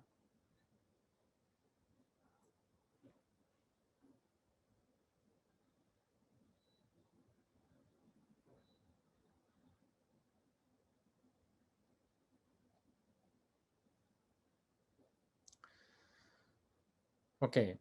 Now there's a few questions. They want me to talk about the bodhicitta.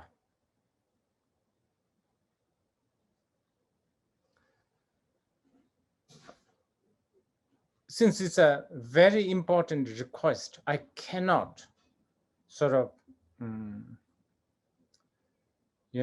ignore this. 。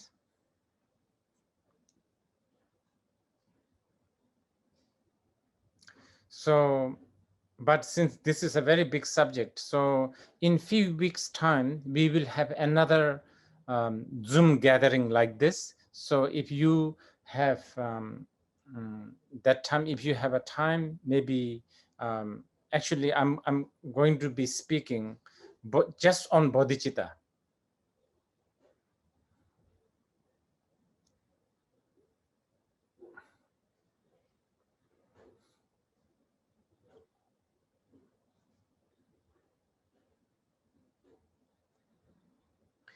And then there's a few questions regarding art.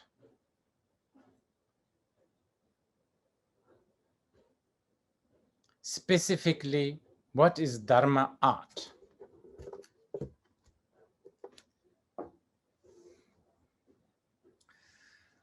I don't know.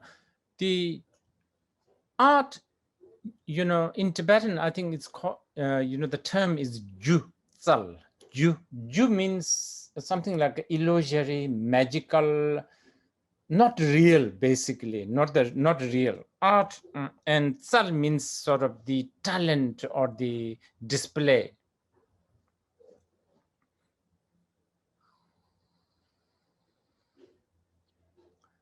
And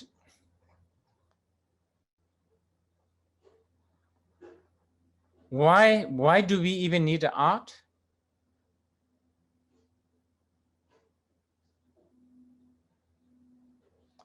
Well, actually, from the Buddhist point of view, everything is just art.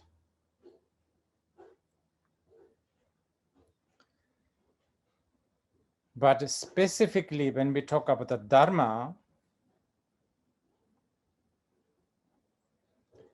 to tell you the truth, many times, only way to express this truth or establish this truth is by telling slightly some lies, so to speak, like crooked sort of language.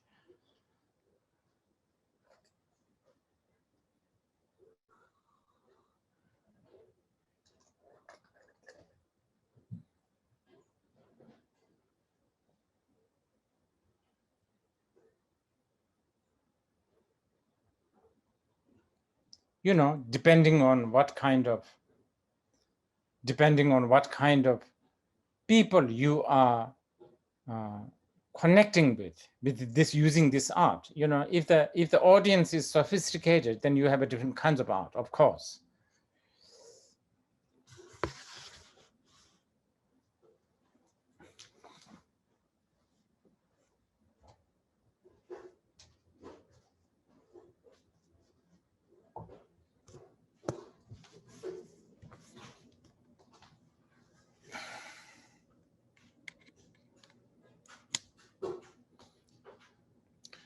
So for instance, Shakyamuni Buddha, his decision to walk bare feet, begging alms in the Mangadath street.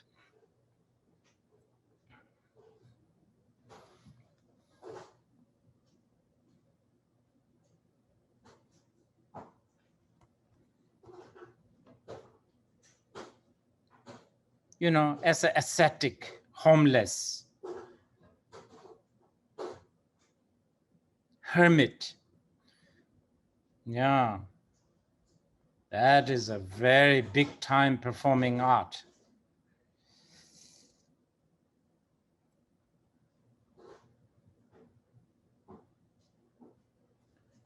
Because there are a lot of audience who loves this kind of serene, teacher, savior, serene, bare feet, begging arm, ascetic, there are a lot of people who like this kind of image.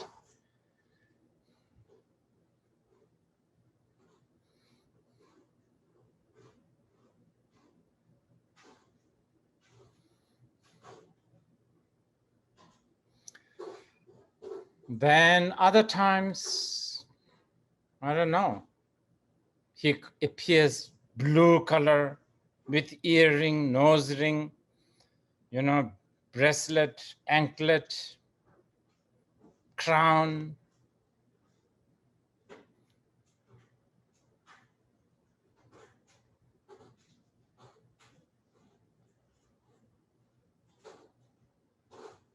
Yeah. In Bhutan, they love their Guru Rinpoche partially because that Guru Rinpoche who supposedly came to Bhutan was riding a tiger. They love it.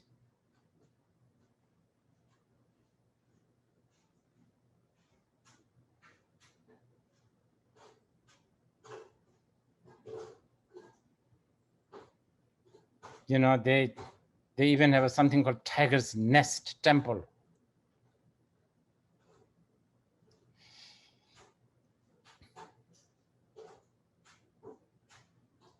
That's, you know, that's one of his art.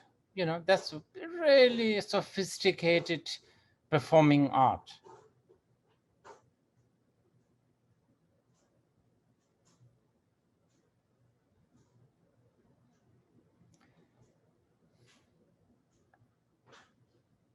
The same Guru Rinpoche, same Guru Padmasambhava had beard, you know, beard, and I don't know, mostly naked, with the ashes smeared everywhere.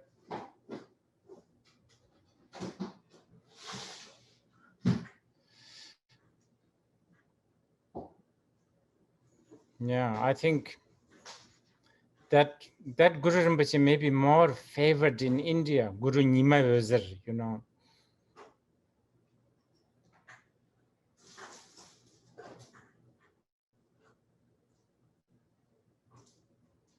Yeah, all this is all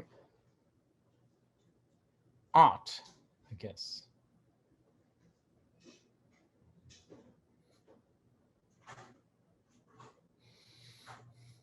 But I guess the person who's asking this question is talking about specifically sort of the what we now call Buddhist art, like paintings.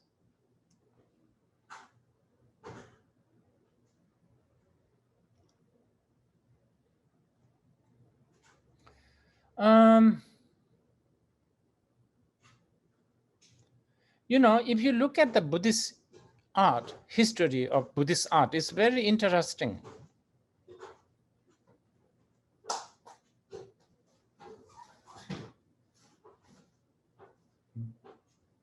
Around the Ashoka time, very rare you see actual Buddha depicted, Buddha figure.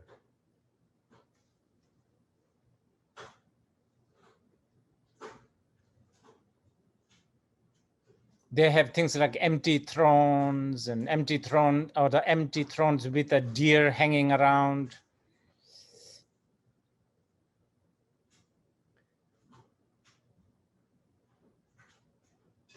Yeah, that was their art. To really portray the Buddha, I thought it's one of the best.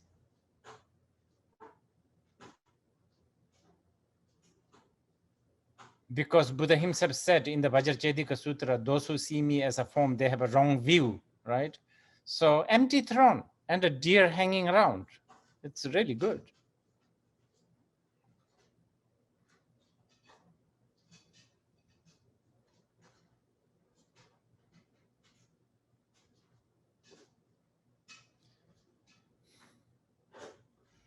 And then, of course, as things change, as human beings relate to life in a different way, you know, the statues begin to appear.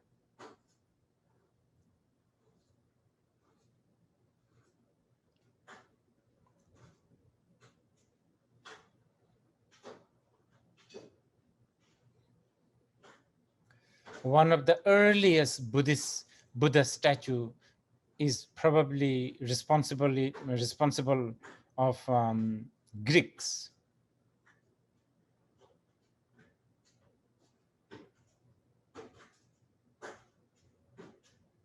Personally, I really like those myself.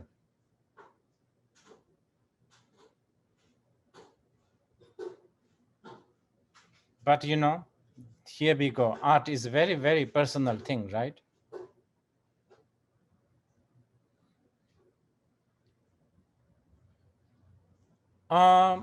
Even during the Buddha's time, iconography is used to teach people.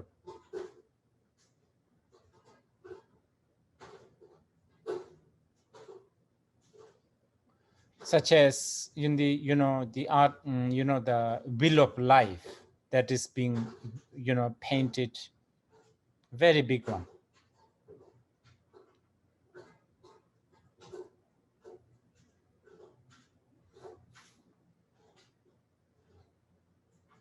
And then different culture and different culture, they have their way of relating to this innate truth or the Buddha through different art.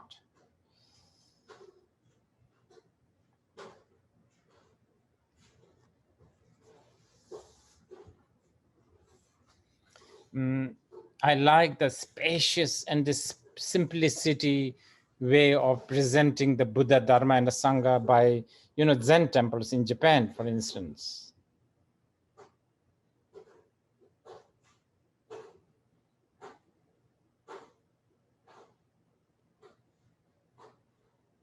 But that doesn't mean that I don't like the chaotic, unorganized, chaotic Tibetan or Bhutanese temples.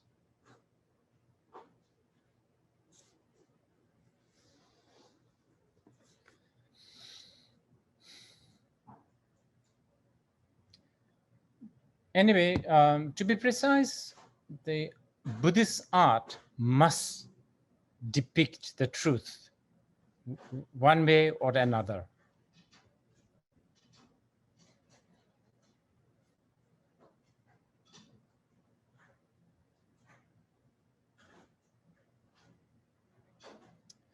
I think I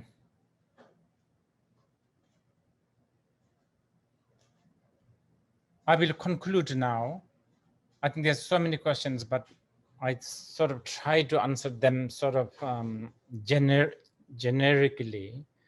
I will now try, I will just summarize.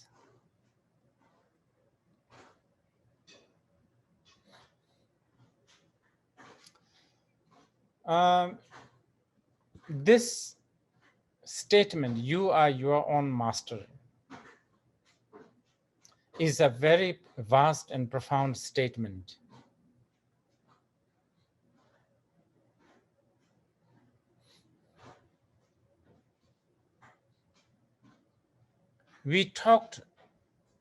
Today we talked in the most outer format, so to speak, in the most outer sense.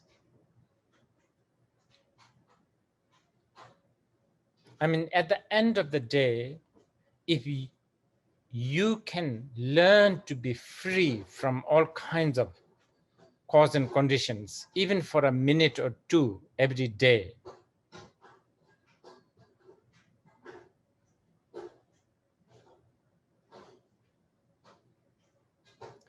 of course, initially through, intellectual analysis, so on and so forth.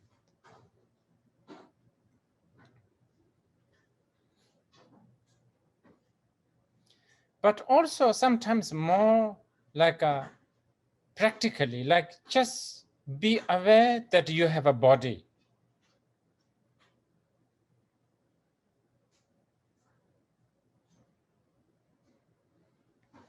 Actually, that's, I think I should not put it that way. It's not like that you have a body. Just be aware of your body.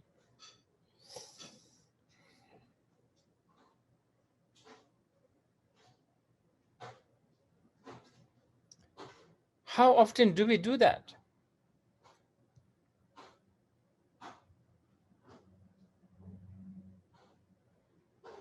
You know, we hardly do this kind.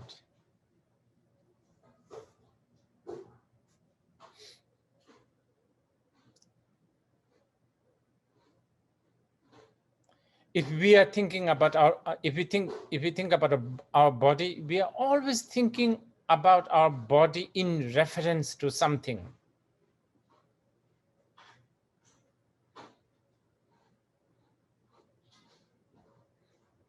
I don't know, weight, shape, health, I don't know, plastic surgery, doesn't matter, but some sort of a reference.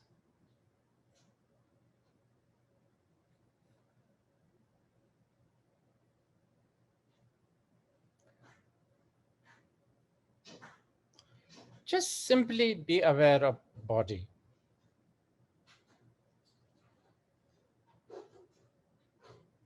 And the feeling and your mind.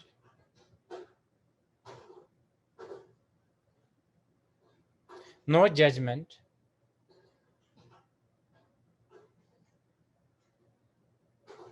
If you can just do that few moments every day,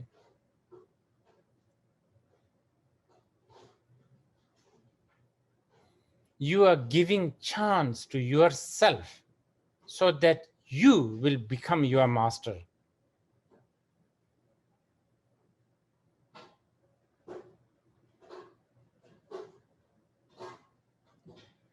Okay, but as I said, this is the most outer way of putting this statement, you are your own master.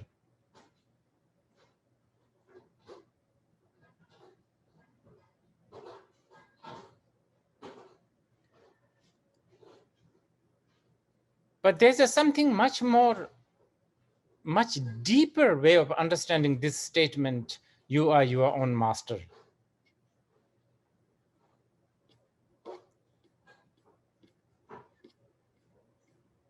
Probably we can talk some other time, but just to give you a glimpse of idea.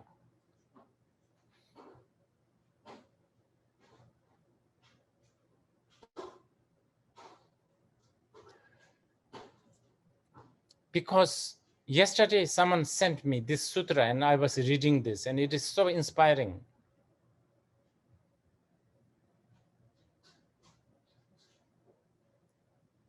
See, you know, we talk about like desire, anger, jealousy, all these defilements.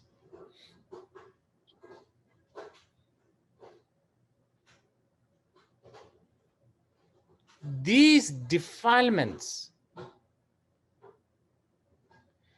the real solution to these defilements are themselves.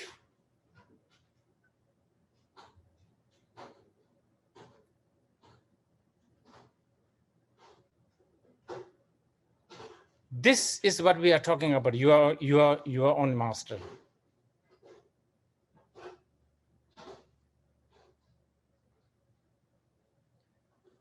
So normally we think, okay, oh, I have a desire. Oh my God, I need to go somewhere to handle this. I have anger. I need to do something about this. So you try to bring a solution or an antidote from somewhere else.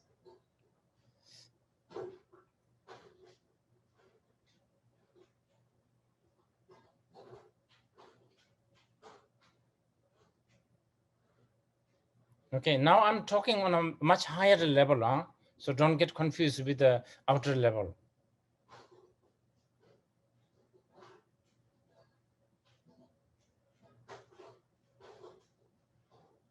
When you try to bring a solution from outside, you are from a very high level, you are becoming a control freak.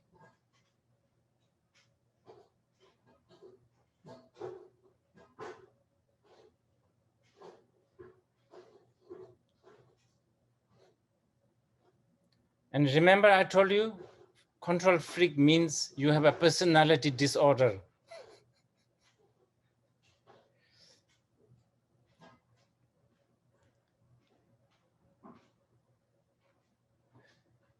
What Buddha said is that actually, these defilements, if you dig into these defilements, it only ends up, the defilements, you're like, how should I call it? Like, if you, I don't know, if you, let's say,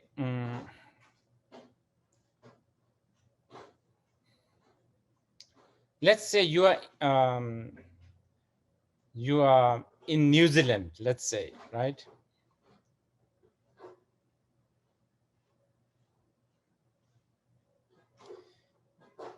You have to excuse my direction, my geographic knowledge, okay? Let's say you fly from New Zealand and you fly towards what? South?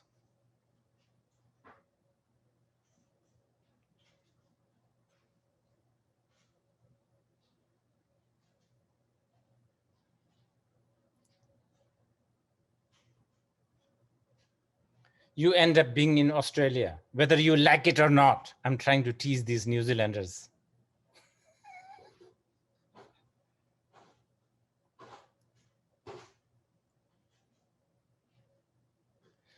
Just like that, if you dig and dig and dig these emotions, you end up finding wisdom.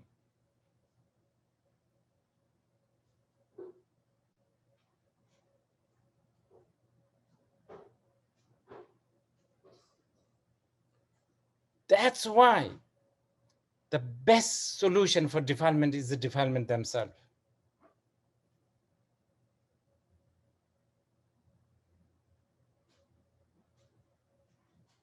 But we are talking on a very high level of you are your own master.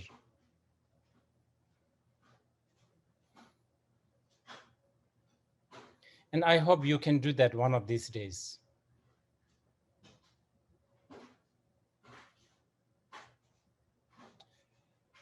Oh, well, that's about it for today.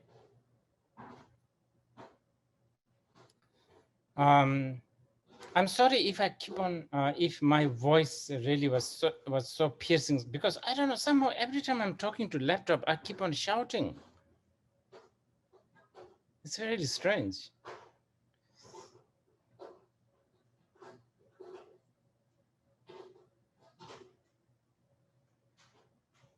Yeah. And just lastly,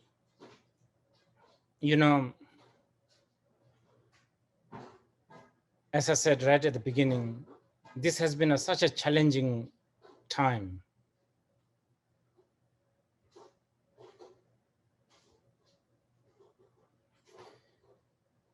Yes, of course, sometimes we do wish that we can go back to the sort of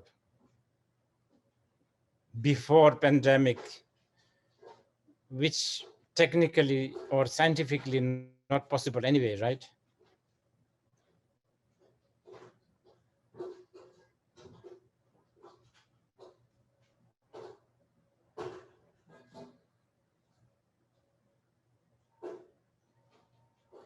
But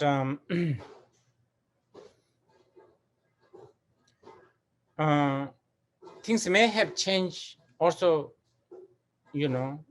ironically, maybe better also. So one should always be positive about this.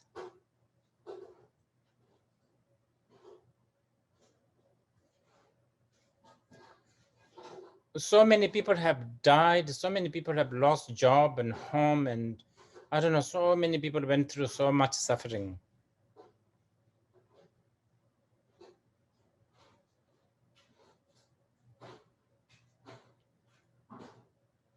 We should, their sufferings should not be wasted. We should really try to, learn something from this.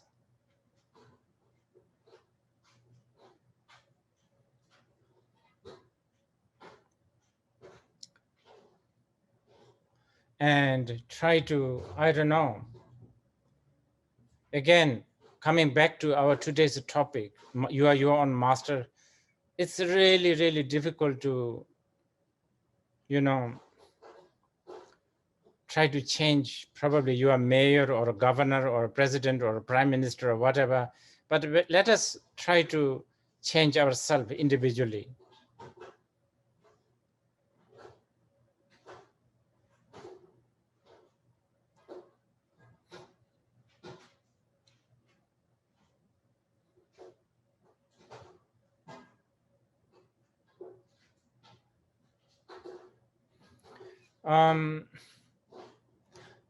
Please learn to be resilient.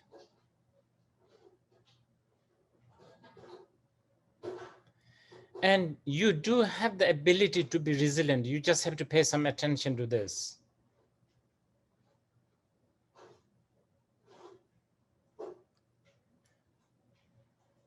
Like a shrubs and weeds, your resilience will grow if you give them chance.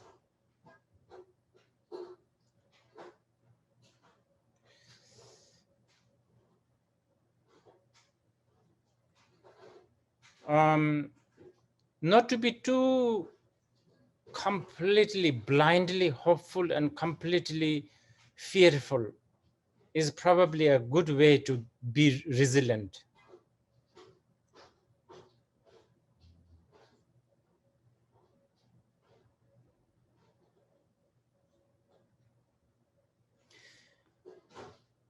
And if you happen to be a Buddhist, please trust cause, condition, and effect, and the Buddha, Dharma, and the Sangha.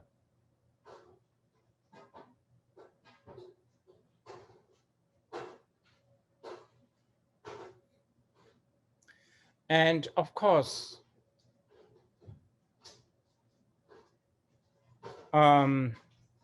washing hand, mask. If you are not happen to be believer in the religion of no mask, then probably those are good.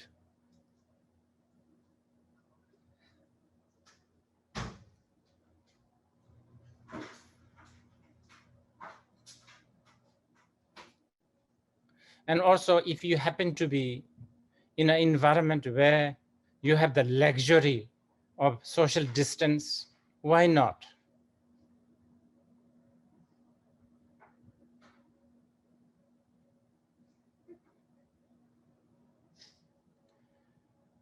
Most of all, most importantly, trust to have, trust the power of good motivation.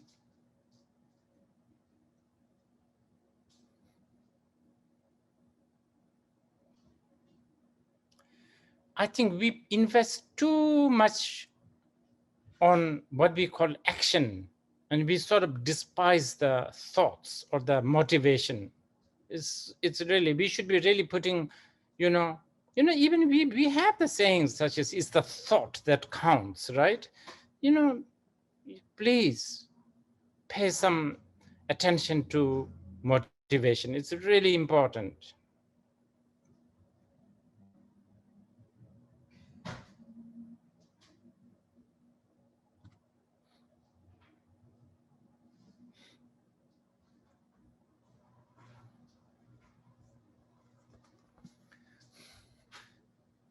And here, I'd like to take this opportunity to thank my personal friends here who has been doing all kinds of things to, celebrate my birthday.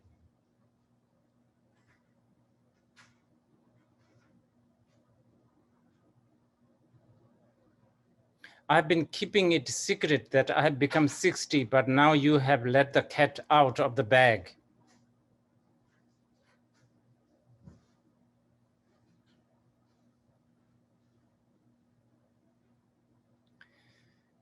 And that's it. Thank you so much. And thank our three ladies here who has been translating in Portuguese, Spanish, and Chinese.